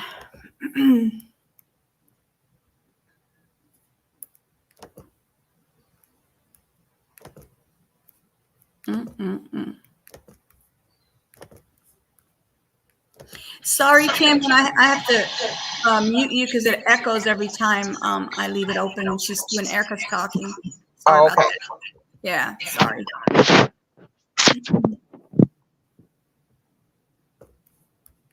And even if you look at the gun,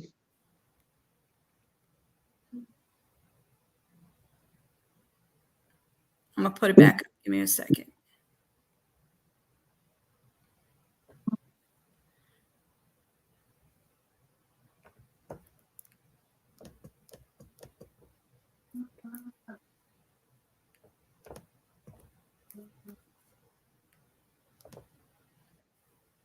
Oh.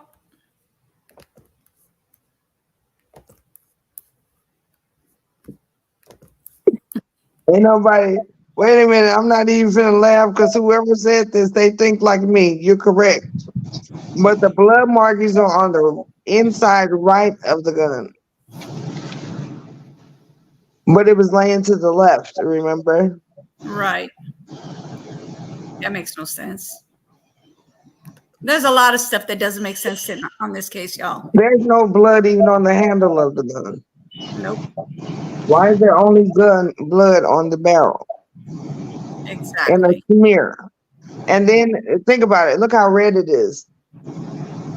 Why is it red and not brown? Blood is brown when it's dry.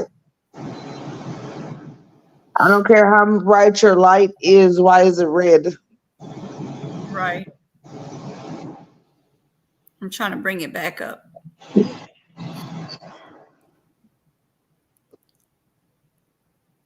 When I make the picture big, it makes me have to go all the way down to get it.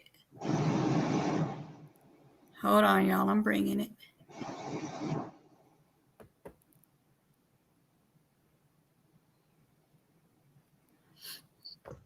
Okay.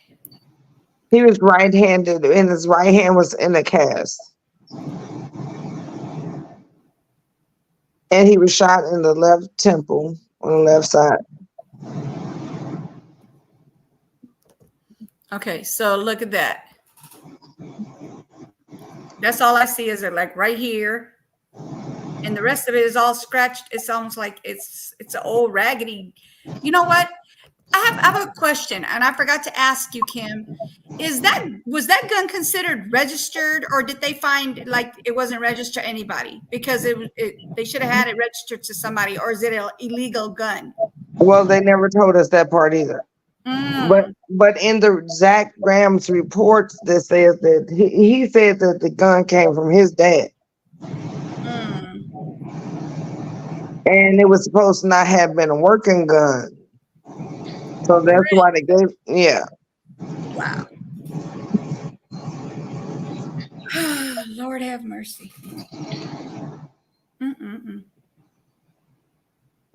These people just messing up. Because like even in the audio reports where they even told Cody and the investigators, they said, well, we know you wouldn't give him a gun that works. We know you would just give him an old regular one that you would just have laying around, right? Right. That made no sense at all. They knew that gun worked.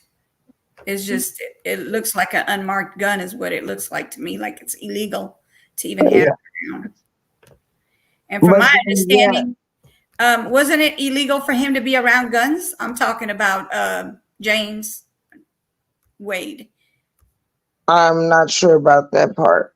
Yeah, because I think they said that he's not supposed to be around weapons because he has a felony. I can't. Felony? Yeah, I couldn't even get that word out right now. Yes. Oh. Yeah, I could have sworn I heard that. Okay, I'm gonna go ahead and play this, you guys. It's gonna be like pictures that are switching out. Give me 1 second. Let me play it. So look at the logo. Pause that for a second. Let's see. At the beginning. The beginning? Okay, hold on. Yeah, go back and like stop it for a second. Okay, we'll do.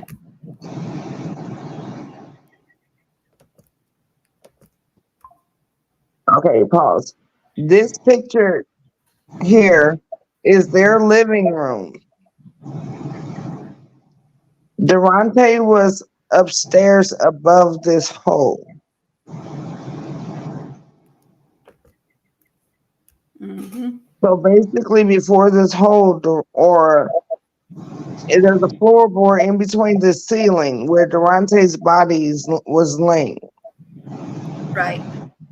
So now you can pay attention to the next pictures because they got kind of fast. But I just wanted to let you know that these are pictures from looking up through their living room floor.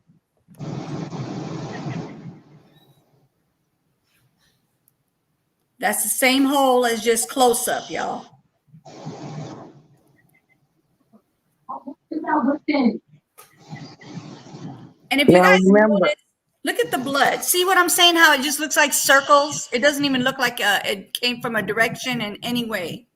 Now remember, Derontae was supposed to have been laying on top of this right cutout. Mm-hmm.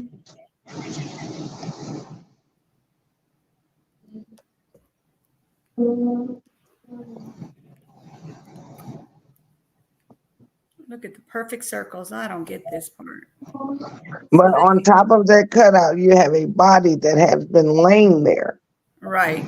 So if the body had been laying on top of this, why does it come down in speckles and not a dribble?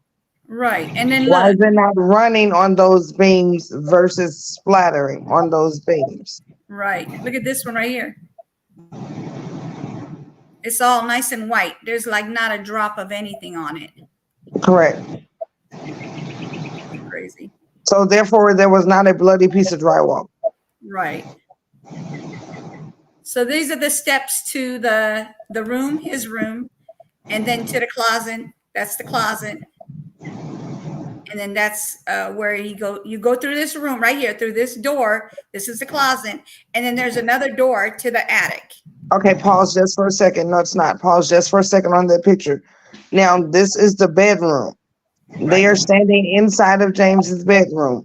Mm-hmm. Now, this door that we are looking at, that is the door to the closet. And you see how everything in the beginning of that closet is stacked nice and neatly. Yep. Now, there is no room for Derontae to be up in that little small space, as so says the investigators, the police, and nobody to get in there with him. And he was irate and paranoid because he was high and under the influence, but he managed to get past all this nice, neatly stacked stuff without knocking it over. Correct. Wow. To get up in this. Right. So like this right here, you guys, on the picture with Derontae laying down, this thing is all dusted up, like dirty. Look how clean it is. This is after they cleaned it up, y'all. Okay, now pause it. Don't press play yet. You knew. Okay, so now Derontae's body was laying here. His head is where the hole is. Right here. This silver piece off to the left side, which is Derontae's left side of his head. Yep. Look at it. There is no blood splatter. Nothing. There is no blood on that metal piece, none whatsoever. Nothing at all, y'all. At all. If you even look where they're trying to say in the beams where they had blood splatter in the beams, look at the headboard. Look at that first board that goes across. There is no red speckles or splatter on there, but his head was right there. Right here, y'all. Right in this area right here. Yep. They can't tell us. I don't know. These people are just stupid. Look at all this trash right here. This is where he was supposed to have been laying down or not. Look at all this mess. Yes. So how did he get? Oh my God! Like how could he have just laid there? Like, come on, this is not even what it looked like on the picture when he was laying on there. This is crazy. Right. I'm gonna show you another corner. Yeah, and I'm gonna show you guys the video that they did the day before the balloon. Before they did the balloon. I keep calling it the balloon release. Yeah, the balloon release. Thank you. I called it something else. I called it a ceremony. It's not a ceremony, y'all. The balloon release. And the day before that, they did a video. Now this picture that you got it paused on, this is the side that's on his left side by his feet. Because remember, everybody's talking about what is that cord that's wrapped up by his feet? Right here. Yep. That's what that is. That's the side of him. So look how much space that is on the side of him. Yes, there's clearly enough room for somebody to get over there. Yep, at least 2 people, if not more, depending. I mean, because it might look smaller because of the way they took the picture, but it looks roomy to me. Well, I don't know if anybody can see that comment. Hold on. It's the even closer picture of to where his body was.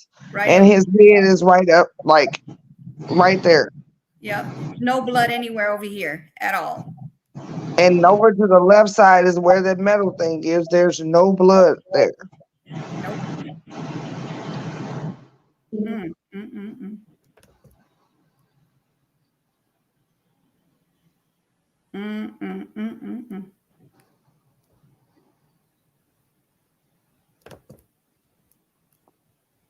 None. Mama, what comment you talking about? But then we go back to that gun in post on Facebook.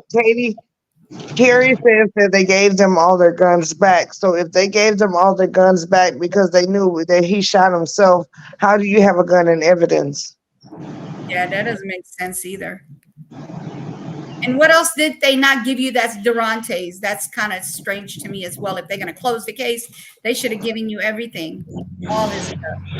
Well, I didn't get anything from Derontae. Only thing that they had given us back because now we're talking about a meth addict who went to kill himself at a party. They gave me back an inhaler, a cigarette butt, and he did not smoke, and a pocket knife. All right, you said you wanted to go back to the gun?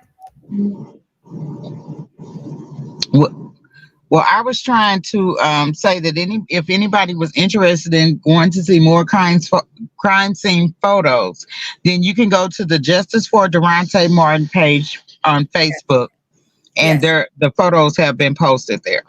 Yes. Let me go ahead and put it in the chat because I'm going to take it out of the private chat. I thought that's what you did, but I didn't want to say nothing. Well, I don't know what I'm doing. You're good. You're good. You're good. All right, you guys, this is where you can find it. I'm talking, they got all the pictures. There's pictures in there. Hey, trigger warning. Okay. I've been looking at these pictures like every day. I have them on my phone. So I don't have to sit there and search for them on Facebook. You have to go all the way down and you're going to see a bunch of pictures. And I have them on my phone and I look at them daily.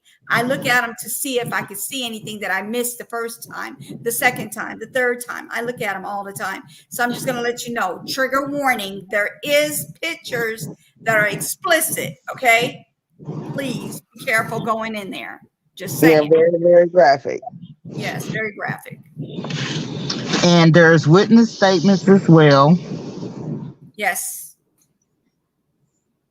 And I am going to put this out there to let anybody and everybody know there is a lot of information out there, but all of the information is not public. So do not go thinking that because you went through it and looked through or got everything, you do not have all of the story. Nope.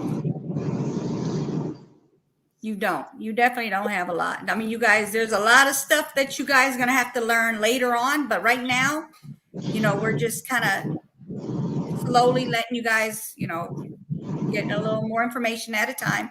And there will be another video that we're going to go into more details at a little bit at a time. We're not going to just give it all, just shove it down your throat right away.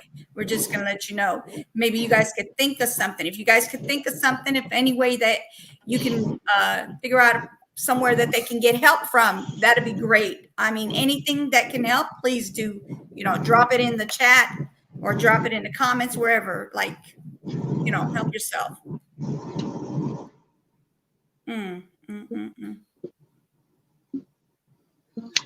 It's funny because I just told you that last night, or no, it was actually a couple nights ago when we were talking about that cigarette butt. Mm-hmm. It's the answer there.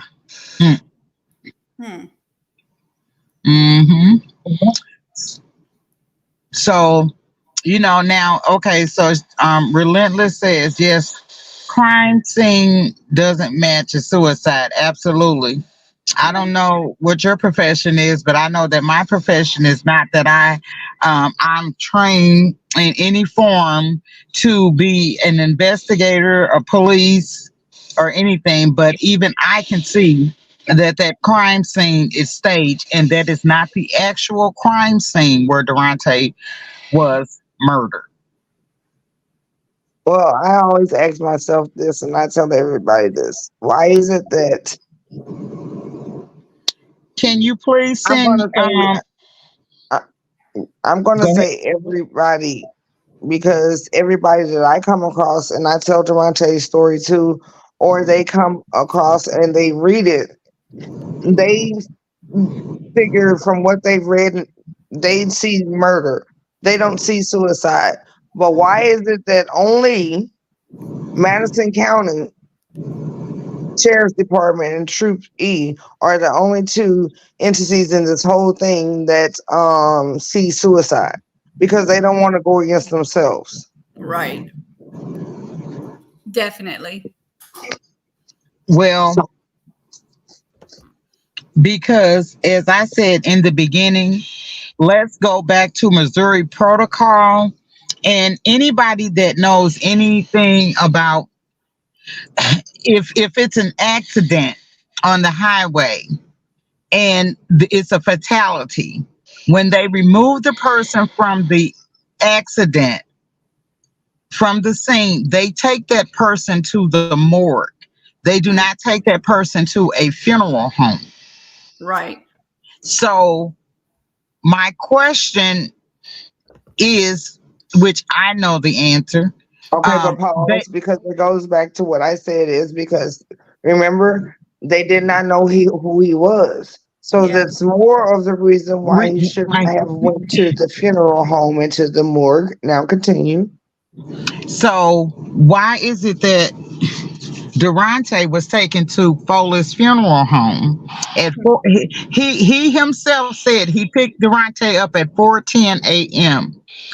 Mind you, I told you all that we are now at 1 p.m. and we are just finding out that Derontae is not here anymore.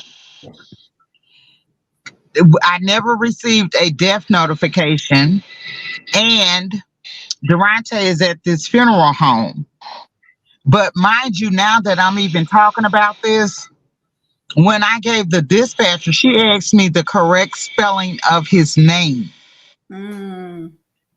I never said John Doe or Jane Doe or anybody Doe. I said Derontae Martin. She Right.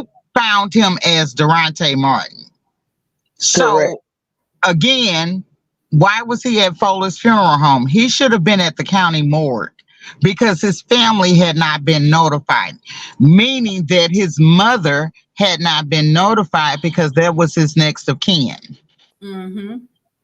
So, but in my opinion, the reason why he was at Foley's funeral home was because he was going to incinerate Derontae. Derontae was going to be a missing person. We would have never found him because he was going to be incinerated. Mm-hmm. That's why he was at Foley's funeral home. And that's my opinion, and I will not change it. And can nobody make me think anything different? Right. I And that also is why is it if they ruled Durante's death a suicide, why didn't we even not get Durante's shoes back? His shirt, his underwear, his socks, his shoes, nothing. They When didn't even they get the returned it, we didn't even get Durante's property as in phone and wallet from his body. mm. They also got the his phone, Durante's phone, from somebody that normally you would not get it from.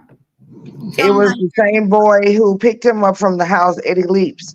He came to the house on April 25th, and returned Durante's phone. I mean, and it was wiped out. Like there were no pictures or no text messages of even my mom calling him looking for him.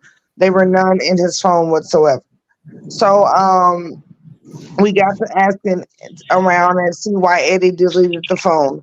We got messages from Eddie's sister that said Eddie deleted the phone because he was trying to hide the drug activity Durante was on because they didn't want me to know that Durante was on drugs. Well, if he just died from a suicide because he was high, why wouldn't you just let me know what's going on? But then a few months later, I received an inbox message from someone on Facebook, and they said, "Hey, whose is this?" And they sent me a picture with Durante's ID and wallet. And I replied, I said, "What the hell? That's Durante's. Where'd you get that from?" And they said, "Well, Sebastian was here last night and he left it." So I said, "Well, don't give it to him. I'm going to get out there to get it." Well, long story short, we did not make it out to those people's house before Sebastian came back and picked up the wallet. So Sebastian, we had to go to Sebastian's house to get the wallet. He turned over the ID, but he didn't give pass over the wallet. And when I went in my Facebook message and my Facebook request, Sebastian's mother had sent me a message saying that Sebastian was not at the house when Derontae was murdered. Derontae had left all of his phone, his clothes, and his ID and wallet all up at her house. So if he left all of his belongings at your house, why is it that Eddie only returned his phone and clothes and not his wallet, but yet his phone was wiped? But Sebastian, she said, was not at the party. Wow. But why did he have Deronte's wallet? That doesn't make any sense. Who also, Sebastian has made a Facebook post where he goes in a rant where at the beginning he says he loved Derontae like a brother. They slept on the same floor, they slept on the same table. He knows that his brother was murdered. But within the middle of his rant, that's what he says. And towards the end, he says, people need to face the fact that my brother committed suicide. He shot himself in the left side of his head with his left hand.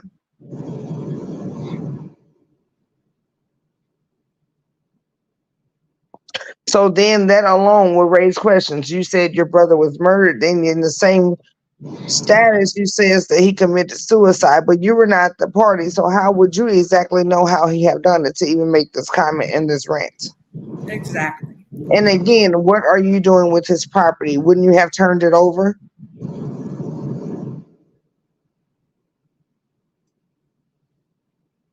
But yet, he's also one of the people that nobody knows exactly where he is. Yes, we are relentless. We're going to work on this together. Oh, and you know what? And so, like a couple of weeks after Durante died, I went outside. Well, I was gone, and then I came back. And generally, when I get out of my car, I lock my doors. It's just a habit, lock my doors, and I do that really because of insurance purposes. So this particular day, it was hot outside, and I was just going in for a few minutes, and I was gonna come back outside, so I didn't lock the door. And so when I came back outside, really, I'm really not really paying a whole lot of attention because I'm finna get in the car. Well, when I opened the door to get in the car, this ID just fell out of my car. So I go like, what the heck? And so I picked the ID up. The ID belonged to Caden Woods. Caden Woods was one of the people that picked Durante up Along from with Sebastian Wilson. along with Sebastian Wilson and Eddie Lopez. Oh, So I'm like, why this it didn't make sense to me why this ID was in my car because I knew this boy had not been in my car. And if he would have been in my car, this ID would have been on the passenger side, not the driver's side, because I just got done driving my car.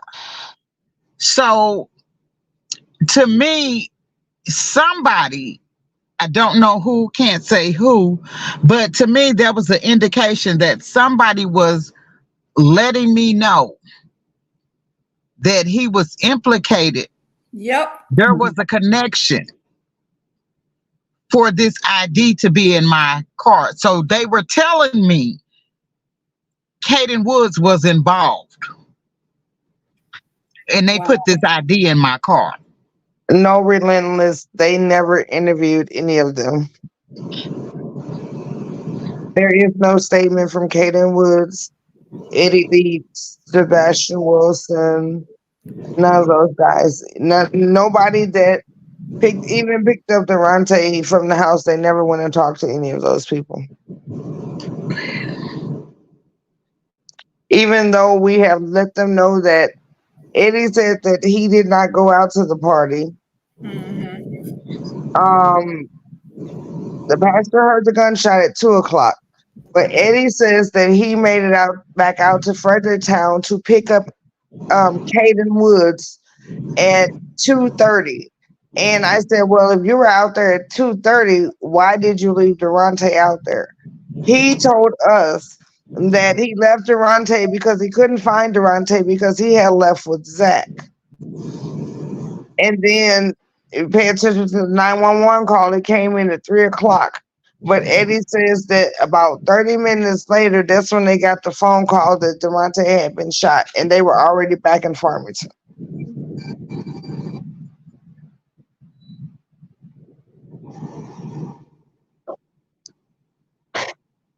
The thing about it is, where are they to talk to them? Nobody knows.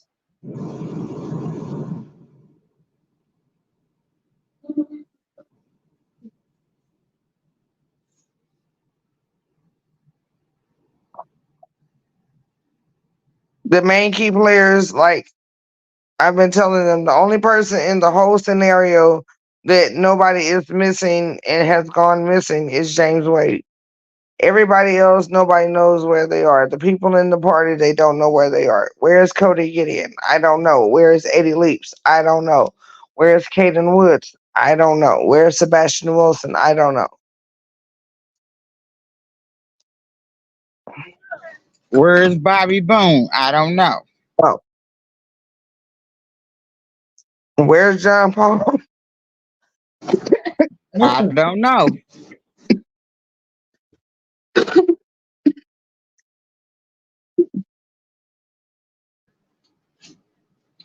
Oh, and you know what? This was very interesting that Lainey Wade testified in the inquest. She had nothing to say on the inquest because she was asleep at her own party. Correct.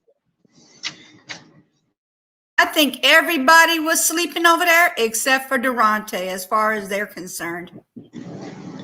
Exactly. And he should have been asleep. Mhm.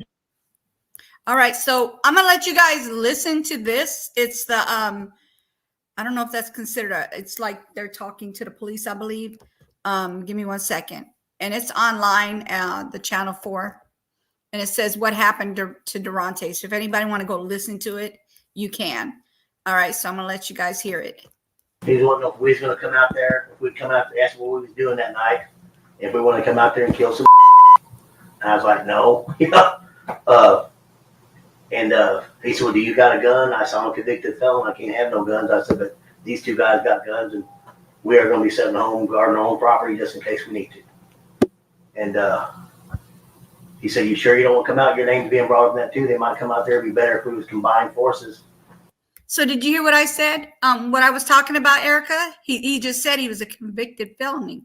Yes, and this is Philip Lawler, and they threw his statement out because they said that he was a convicted felon, so they didn't want to hear what he had to say about the case. Yeah, they don't want to hear the truth. That's what it is. Yeah. Okay. All right, go ahead. I was like, dude, I ain't got no part of that. And I said, everybody's saying you done that, did you? He said, damn right I did. He said, I can't remember the exact words. There was something to the effect that it wouldn't be the first one, and it damn sure wouldn't be the last one. That's crazy that he said that. So y'all, this is the neighbor, not the neighbor, somebody that he was talking to at Walmart. He actually mentioned to him that he did it. And then all of a sudden it's a different story now. Mm-hmm.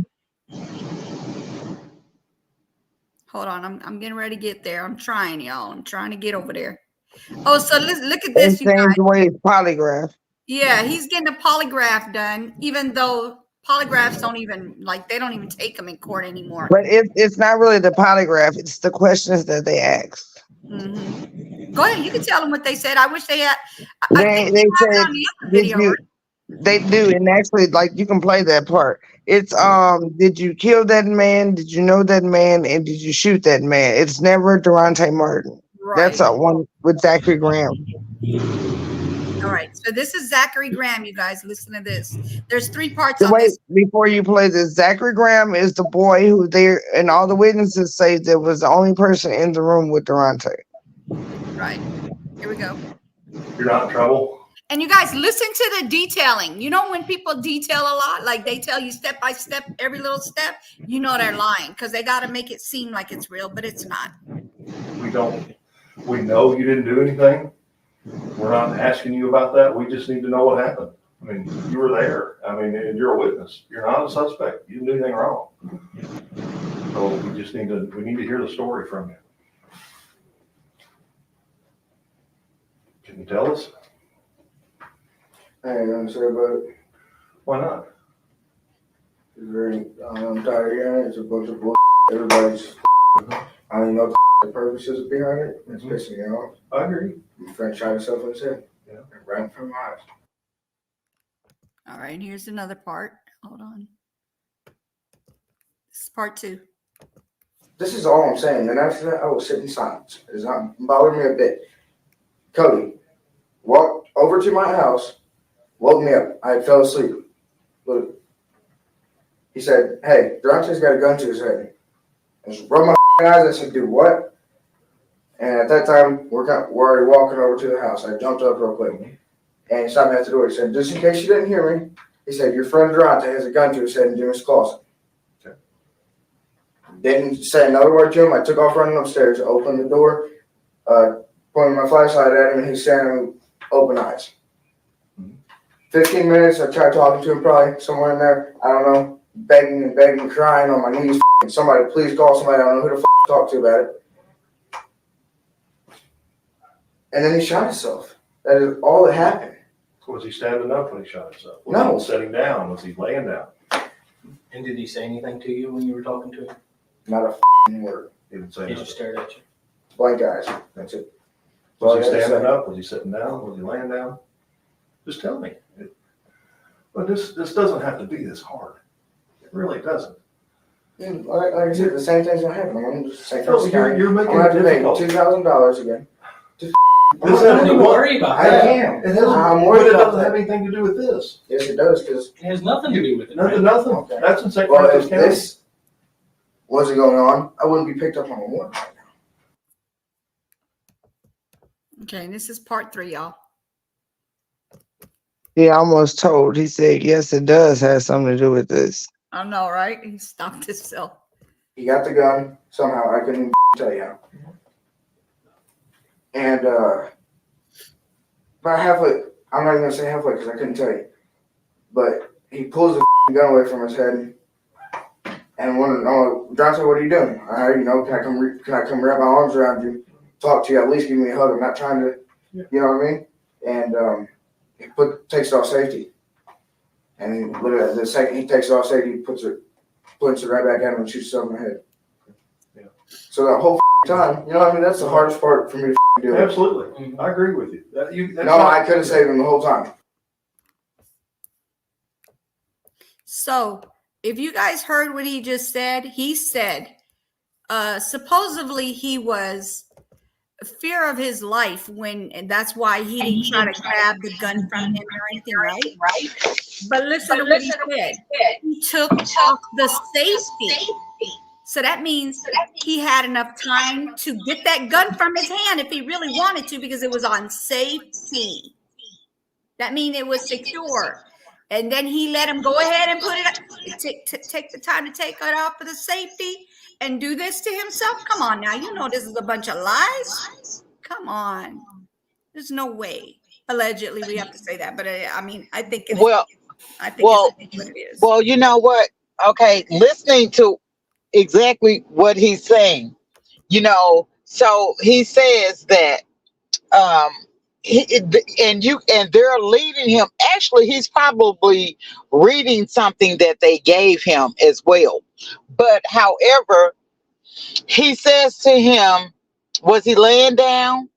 Was he sitting? Was he standing? This doesn't have to be that hard.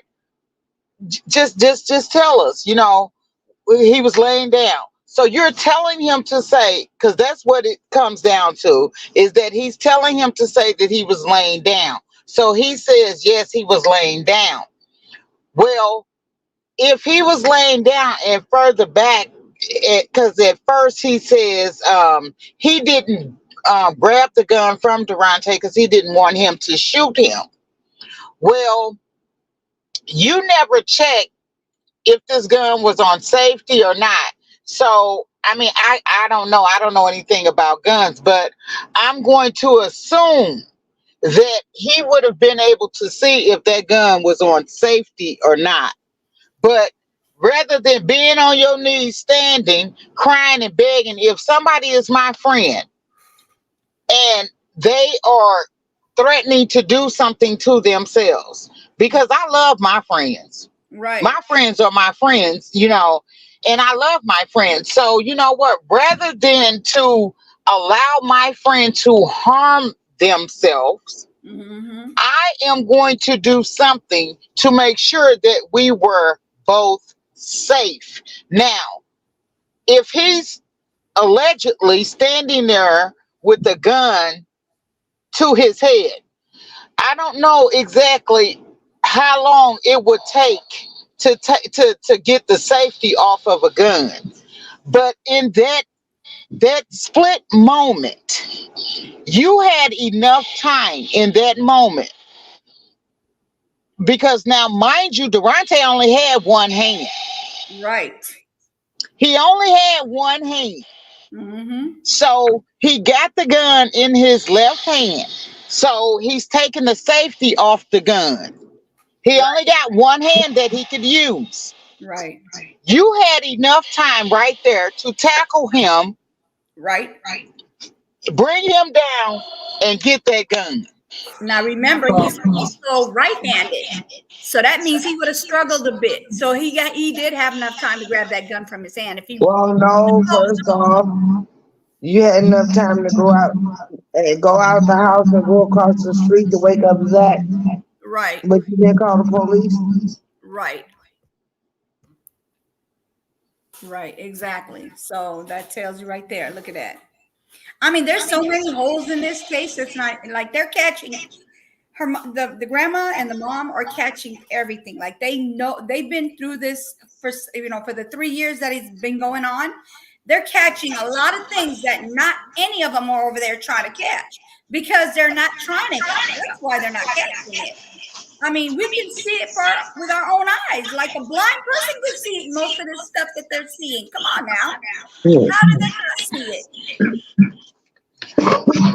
Because they're not trying to see it. That's why. Exactly. So, here's the deal. You know what? See, they're not thinking how we are thinking. They're thinking that they gave us a story. This story was supposed to be satisfactory to us. It was supposed to satisfy us. Right. And it was said, and it was said, and so it was. Well, no, it wasn't said, and so it was.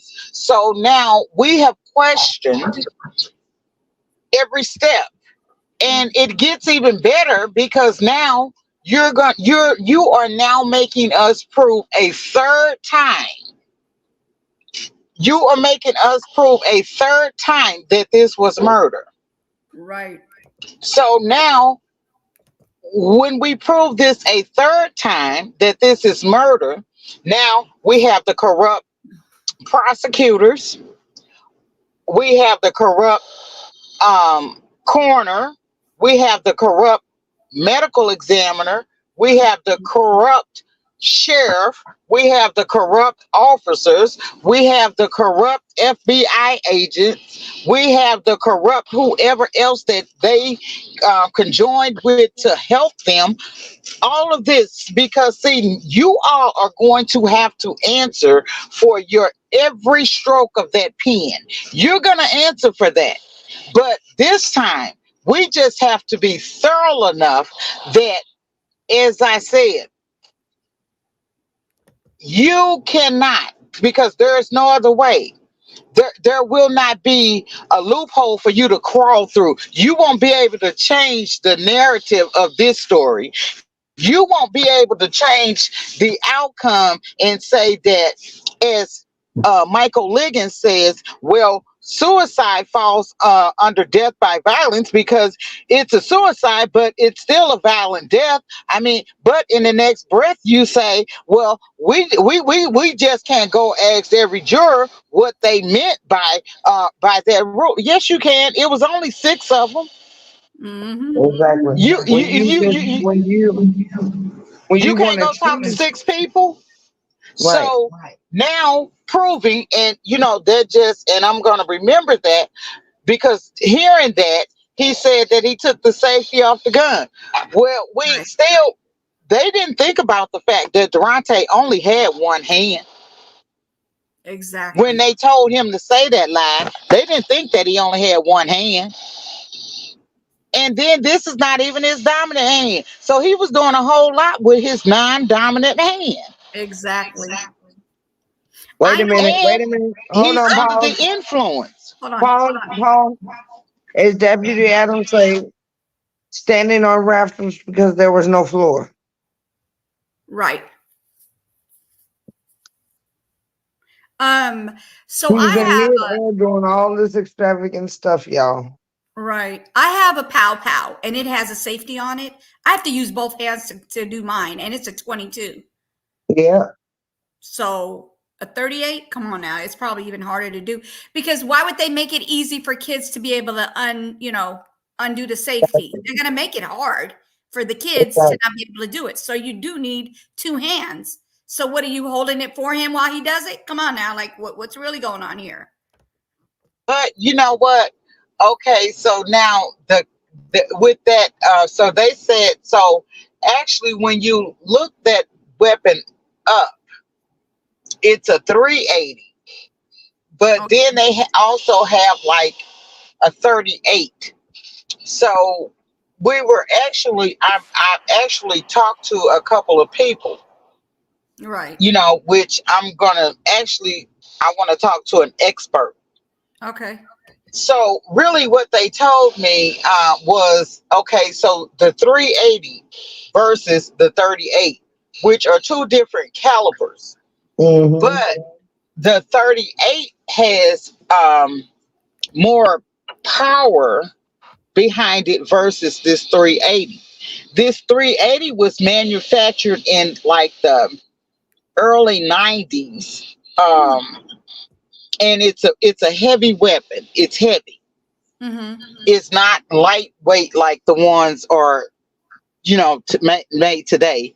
So the guy told me, he said, so to be quite honest with you, he said, with Derontae being under that amount of methamphetamine, that that the likelihood of him being able to hold this type of weapon steadily Mm-hmm. with his non-dominant hand was almost impossible Right. because he wasn't a skilled shooter, and even a skilled shooter would use their dominant hand. Right. So I want you guys to listen to this. This is James Wade. They're doing that polygraph test on him, right? And You this is how they ask questions they ask. Listen to this. Hold on. The owner of the home where Martin died made this 911 call just after 3 a.m. on April 25th, 2021. He is breathing. He's gasping for air. The homeowner is James Wade. Did you shoot that man? No, sir. This is what Wade told a Missouri State Highway Patrol. Did you guys hear that question? Not did you shoot Derontae? Did you shoot that man? So of course he could get out of getting that polygraph, passing that polygraph test. Because if he just said that man, you could easily say, no, I didn't shoot that man. Who are you talking about? So it's not going to grab it. But if he would have said Derontae, it might have went up. Who knows? Not saying he did it, allegedly. I'm just saying. Investigator during a polygraph test 2 months after Martin died. It was my daughter's 18th birthday party, and I was gone most of it. I got home maybe 30 minutes prior to when the incident happened. Wade made headlines across the country because Wade, a white man, posted things on Facebook some considered racist. Would there be any reasons why your DNA or fingerprints would be on that firearm? They never were. I never touched it. But before this polygraph, a man Wade knows accused Wade of admitting to killing Martin. Philip Lawler told highway patrol detectives that Wade bragged about killing Martin. I said, everybody's saying you done that, did you? He said, damn right I did. He said, I can't remember exact words, but it was something to the effect that it wouldn't be the first one, and it damn sure wouldn't be the last one. In another interview, highway patrol asked Wade about this. No, I did not say that. Other people in the home during the shooting backed Wade's innocence in interviews with authorities. I heard bang, which at the time sounded like a gunshot, and then I heard somebody scream. He shot himself, called 911. So you were downstairs when it happened? Yes, sir. You didn't see it happen? No, sir. James did not pull the trigger. But James Wade knows exactly what happened in that house. Zachary Graham is the only person who allegedly saw Martin shoot himself. Graham hesitantly agreed to an interview with highway patrol investigators about a month after Derontae died. Graham was already in jail for a separate case. And you're a witness. You're not a suspect. You didn't do anything wrong. My friend shot himself in his head. Yeah. And right in front of my eyes. And he's standing with open eyes. 15 minutes, I tried talking to him, probably somewhere in there. I don't know. Begging and begging, crying on my knees. Somebody, please call somebody. I don't know who to talk to about it. And then he shot himself. Was he standing up? Was he sitting down? Was he laying down? Just tell me. But this doesn't have to be this hard. Yeah, he was laying down. On his back? Yeah, on his back. But during a coroner's inquest that summer, which is like a grand jury but carries no legal weight, the lead highway patrol investigator told the Madison County prosecutor Martin couldn't have been on his back when he allegedly shot himself. That blood drop hit his leg, Mr. Martin had to be sitting up. Okay, so he couldn't have been standing, he couldn't have been on his knees, he couldn't have been laying down because the blood would not have made that drop. But the investigator insisted Martin died by suicide. So did the doctor tasked with performing Martin's autopsy for Madison County. In my opinion, in my examination, the wound is consistent with self-inflicted. Derontae or another person could have done that just the same. A forensic pathologist hired by Martin's family to do a second autopsy came to a different conclusion. Dr. Jane Turner labeled Martin's death as undetermined. My review of the police investigative reports was, my opinion, didn't thoroughly examine the possibility.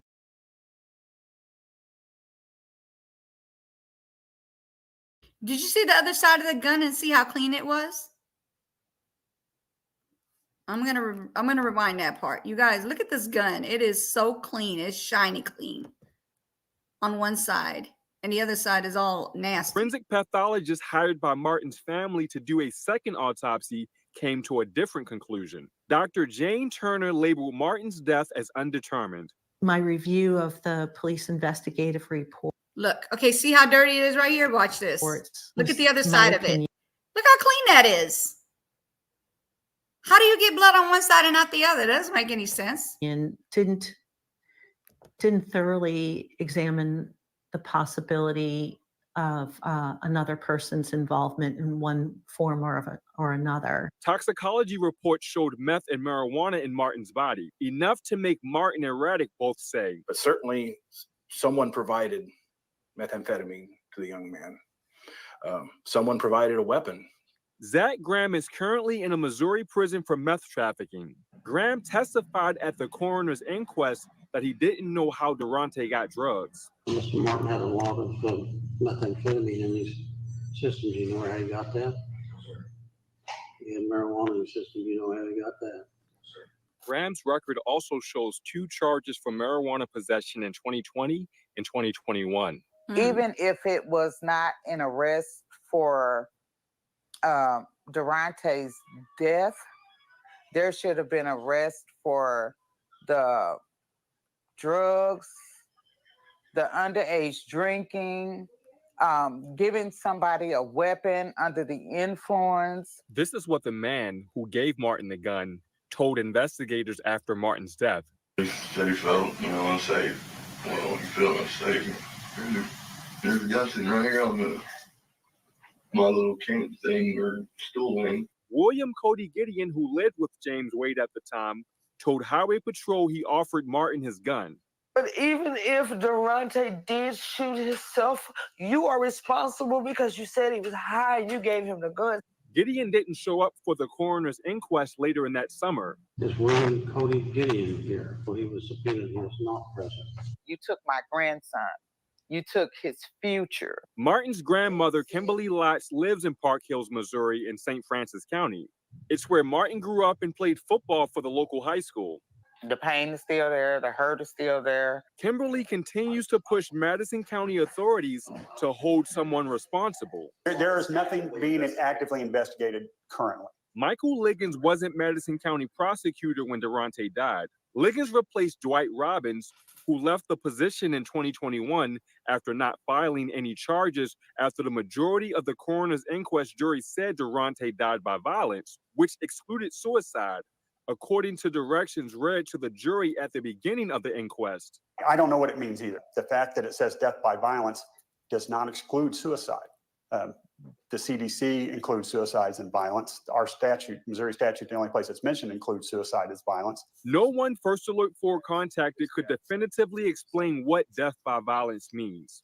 The then prosecutor, Dwight Robbins, didn't respond to First Alert 4's request for comment. Did you find any evidence that would support the filing of a murder charge? At this point, I would say that the conclusion that it was suicide, I'm comfortable with that conclusion. I don't understand how this prosecutor doesn't know the difference, doesn't know the definition of all these terms that they're using. Because I thought when you become an attorney, you got to pass the bar. And to pass the bar, you have to know all the terms. Just like a medical person in the medical field, they have to pass tests to become nurses, doctors, radiologists. Everybody has to take tests and pass it. In order for them to pass it, they have to know the information. So how does this prosecutor not know what the definitions of everything is? Right. And when I went and presented the case file to him, when I showed him photos, he told me that he had never seen the photos that I showed him. What the heck? He said that they were missing out of the case file. Oh, yeah, I'm sure they were. I think he's missing a beat for real. I mean, this guy doesn't know anything. Conclusion. And I believe that's what the facts in the investigation support. One mystery remains. Two of Martin's friends who didn't attend the party returned his phone to Martin's family. The family says the phone was wiped clean as if it was brand new. What are you trying to hide? In the reports provided to First Alert 4, authorities didn't report finding a phone on Martin. I assume that it is possible that there would be something on the phone that would shed light on why he was there. Liggins encourages the family to turn the phone into authorities so they can possibly retrieve any relevant evidence. But the family believes Liggins hasn't done a thorough job since replacing the old prosecutor. I would think that he would think that I was stupid. He didn't do a proper investigation upon the death of Derontae. Why would I think that he would entrust him to do a proper investigation of a telephone? Documents show a deputy removed the gun near Martin's body before the coroner arrived on scene to take pictures. And it appears GSR, or gunshot residue testing, was only done on Martin. The test showed gunshot particles were detected on the hand. Everybody in that house that night should have been tested for GSR. 3 years later, yes, and ma'am, the family says they are still waiting for justice. He told me you can't save everybody because I couldn't save him. And like I think about that, you can't save everybody. Dion Broxton, First Alert 4. And just yesterday, the FBI said Derontae Martin died by a self-inflicted gunshot wound. The Missouri State Highway Patrol also told First Alert 4 Martin died by suicide, and the case is no longer being investigated. There's still a lot more. that's it. So they're saying it's not going to be, they're no longer investigating it. What the heck? they don't know what they're talking about. Because if we could get this case where they have all the information they need to open this back up, there is a case to investigate. They don't know what they're talking about. And she said, who cleared the phone? No longer being investigated. Yeah. They cleared the phone, and it shows like even all the information that his sister says that he deleted the phone. Like, I can't go through here and like read the message word for word, because if I clear out, you guys cannot hear me, because I don't care about reading the message, but I can't read it because I don't have it here to read it, and I can't read it out loud because then my mic will go off. Okay. So basically, yeah, that part is yeah, they're saying they're not going to investigate it anymore.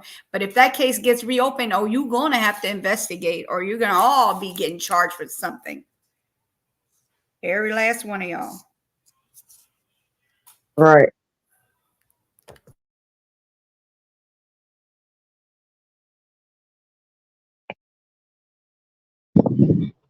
That case will be reopened.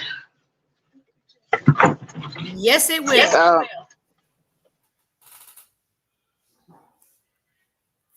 Just closed it. No.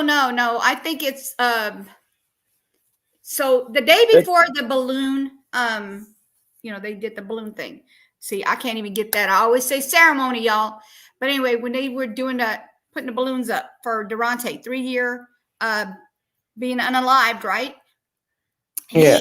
That's when they did it the day before the balloon thing. They actually went and said that this is what they're saying, that it was a suicide. Before that, it was wait, what was it Well, called? no, before that, they said that they were not investigating because it wasn't a hate crime, and they don't investigate murders and suicides. What the heck? So everybody has to investigate their own cases? Like, that's crazy. I've never heard of that. They wouldn't be doing that as the FBI, and then all of a sudden, now they've called in the civil rights people and all this, and they know it's not a hate crime. And wow. Oops. Come on now. My thought on that is that truthfully speaking, you can't trust nothing that they say. So really, nobody really knows. But anybody that knows anything about the FBI, they don't publicize anything they do. You'll never hear in any other case, unless it's a very, very high profile case, but you'll never hear the FBI agent's name. Right. And in this case, Agent Chris Crocker, that's his name, Agent Chris Crocker. He's the one. How many people have ever saw the FBI make a statement to the news reporters? I've never heard of it. Aren't they supposed to be like secretive? That's just like knowing who the CIA is, knowing who the Secret Service is. Exactly. Right. That's crazy. That's like you putting a bullet on his back, literally, because you're not even supposed to be known who you are. Like, come on. And Relentless says the FBI always has covered, and has only covered if there was a federal connection line crossing state lines. Really? Absolutely. Mm-hmm. Absolutely. So here again, tell me, why is the FBI involved? That's weird. So that's for the public. That's not for us. That's for the public. So that's for the public. So the public can say, like, oh, the FBI investigated that, because see, they don't know. The public don't know that the FBI really, they looked at it. They said it was not a hate crime. They was done with that. Once they made the determination that this was not a hate crime, the FBI was no longer a part of this. Even in cases where we see and we know that there was, okay, let's take this Kim, you're going out, baby. Okay, and it was public. The Ahmaud Arbery case. Mm-hmm. That was a very publicized case. Yes, it was. How many people heard about the FBI being involved in that case? I didn't hear it.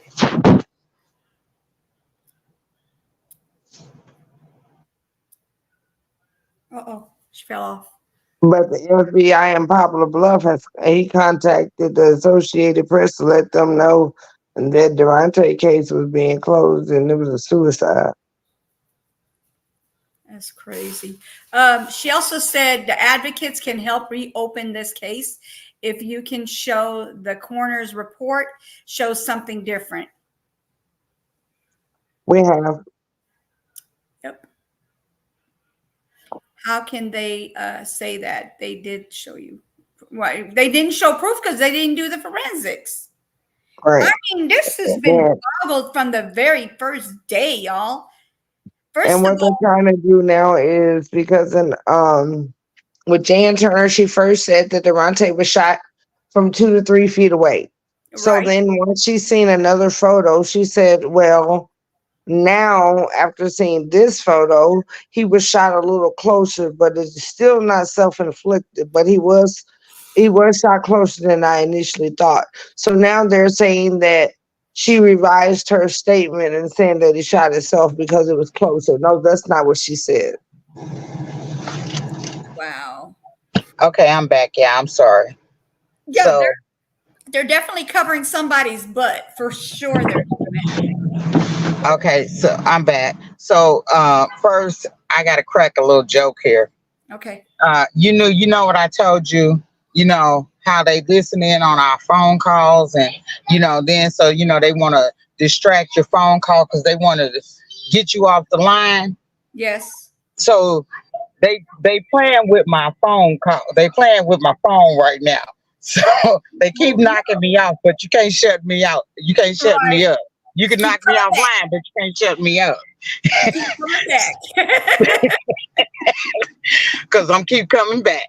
So what I was saying was look at the Ahmaud Arbery case, which was a highly publicized case. Right. And it was a hate crime. Yes, it was. But did you hear the FBI talking about it? No, I didn't hear anything about no FBIs. I know you didn't. And nobody else did either. So why would the FBI be involved in little old Derontae's case? I mean, seriously, come on, make it make sense. I know, like I told you, 1 + 1 is 2, and they obviously think 2 + 3 is 8. I don't know. Exactly. Because, again, you know what? Really, they don't really feel like we're smart enough to prove. So, they feel like that they can just wear us down. But you know what? You can't wear us down because you've done what you done. You said what you said, you done what you done, and we just not accepting that. That's nobody has to accept your answer. That's the problem. People have accepted their answer for so long till that they feel like you're just not going to accept this, but we're going to make you accept this. So we're going to tell the public that the FBI was involved. We're going to tell the public that the civil rights was involved. We're going to tell the public this and that, and the public is going to believe us. Well, true, because most of the public don't know that what you're saying is absolutely incorrect. Most of the public don't know unless there is actually federal laws broken, the FBI would not be involved. Right. When you say that you went to the U.S. Supreme Civil Rights Division and you had 2 attorneys, then what would make you go to that level of authority? Right. We've made it there, but they were not there for our benefit. They were there. Those were your buddies. Yeah.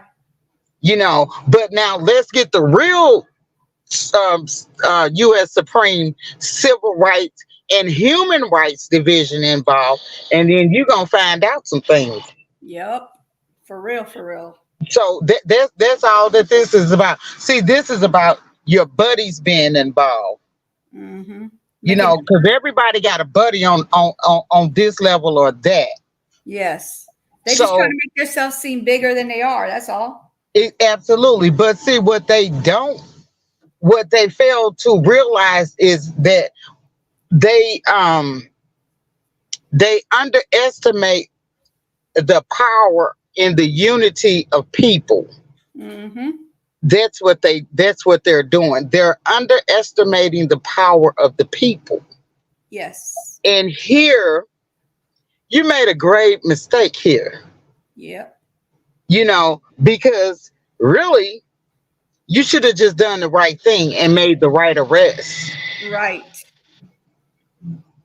And you know what? That would have been satisfactory.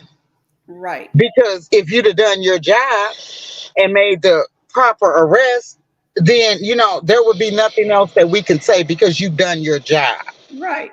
Exactly. But you didn't do that. So you wanted to, you know, as I say, you know, you've done this for so long and the people have accepted what you said and they've kind of took their loss, accepted their loss and grieved in silence. Yep. You know, but here that's not gonna happen here. And then you got people who are scared to even speak on anything. And then, like for me, I'd be the same way you are. I'm gonna speak. I don't care if it's my last breath. Exactly. Because you know, as John and as Jessica and John were speaking, that JP witnessed 2 murders. Yep. You know, well, see, you know what? That other murder, we didn't, you know, nobody really knows anything about that. Mm. Well, I spoke with her mother, and that's why I didn't speak on that because she said that they were driving and they were drunk driving or something, and all of them was on the back of the pickup truck, and Maddie fell off of the truck, and that's what they were trying to say that Zach Graham was driving, but then she said he wasn't one of the ones driving, but after that, Fredericktown police actually started picking on her and were trying to make somebody else take charges for it. Wow. But I don't even care. You know what? So that's what I didn't say. It wasn't that. It wasn't like she was actually murdered. It was an accident, and they were trying to cover it up because the person was drunk driving. Oh. But even so, with that being said, you know, that person still was responsible. Right. I'm not saying it, but I mean, like, it's like it was like more so the corruption in the town with her. Exactly. So because the she thing should have about it is they started picking with her mother and started getting her to write tickets, writing her tickets and stuff. Wow. Harassing. It's called harassing. So, you know, I mean, no, you're not getting what I'm saying. They were trying to get her to get people for tickets and stuff. Like on their side. No, I don't understand. Like they were trying to get her to be one of them. Oh. Yeah, and that's what it was, and she didn't agree to none of that. Or and because the person who actually did it, they didn't charge them, and they charged another lady for it. Wow. Yeah. They're really corrupted over there. Good Lord. I don't ever want to go to Fredericktown and live. No way.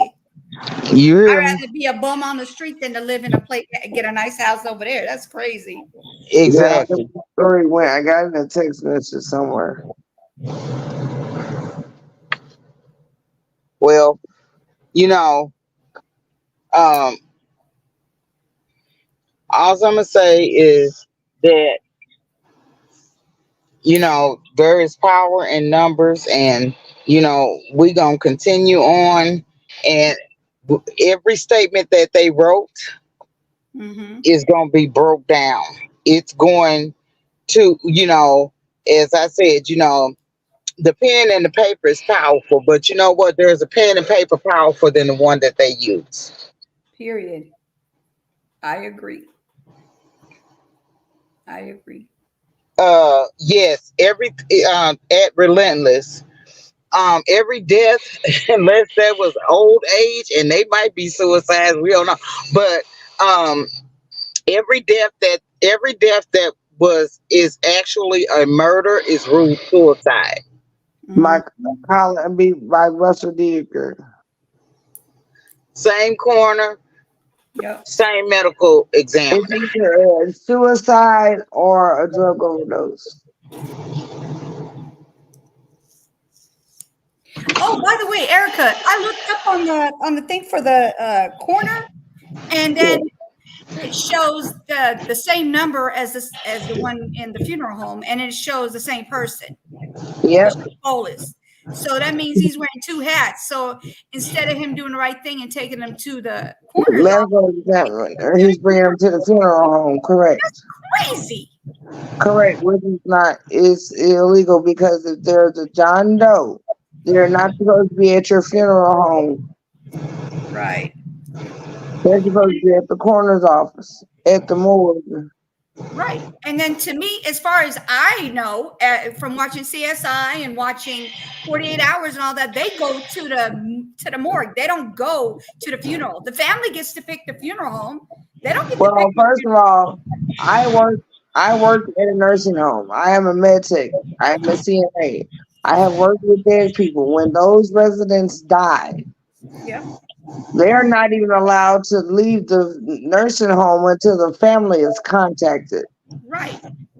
They will lay in that room just as dead can be until the family has been contacted. Once the family has been contacted, then they decide if they are going to what funeral home. If the funeral home is not addressed, they go to the morgue. You go to the morgue. You don't have a right in the funeral home because in the funeral home, everything and every chemical in there is accounted for everybody. When I say everybody, I'm talking about every body, human dead body that they have in there. The only one I know is Flawless. What's the other guy's name? Holly Solis and Russell Dedeker. No, yeah, the medical examiner. Right. Quit. Stop.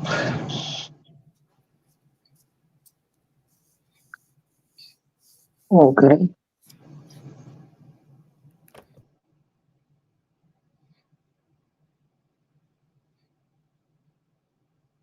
So yes, and even with Russell Dedeker, if you go back and look on his murders in the prison, half of those are ruled overdose and suicides in the prison system.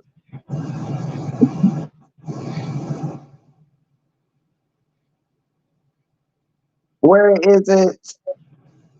If you go back and even if you look up Russell Dedeker and Jan Turner, they've had this bout before over the same situation. Read the headlines under Jan Turner and Russell Dedeker. That is the reason why they are trying to incriminate they and throw her under the bus so bad.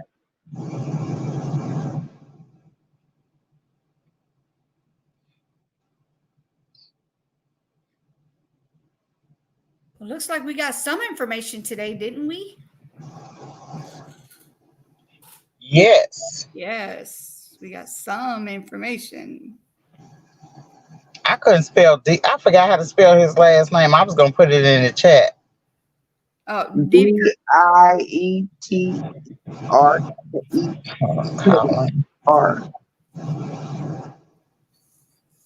It's real ignorant. It spells exactly how it sounds.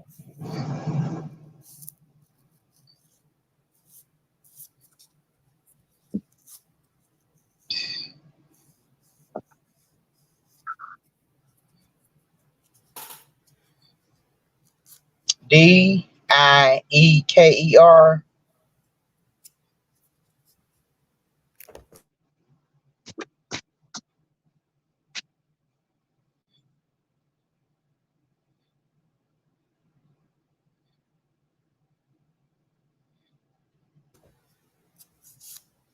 Spell it again, Erica.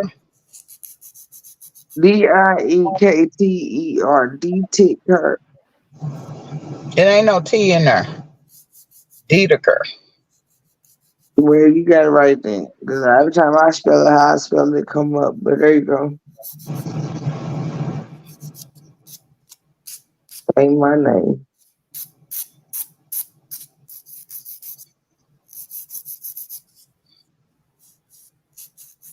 Shit, I think that's how you spell it.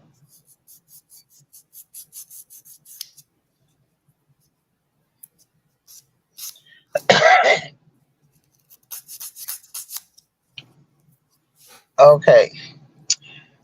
Y'all, I'm out of here. All right, I am All right, too. darling.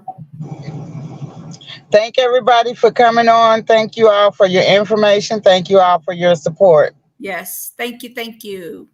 Thank you. See you later. Bye, Bye, guys. y'all. Y'all have a great day. Thank you for coming. Thank you. All right. Bye, y'all. I'm glad you guys got a little information today. Thank you, Jesus. All right. Let me drop this outro.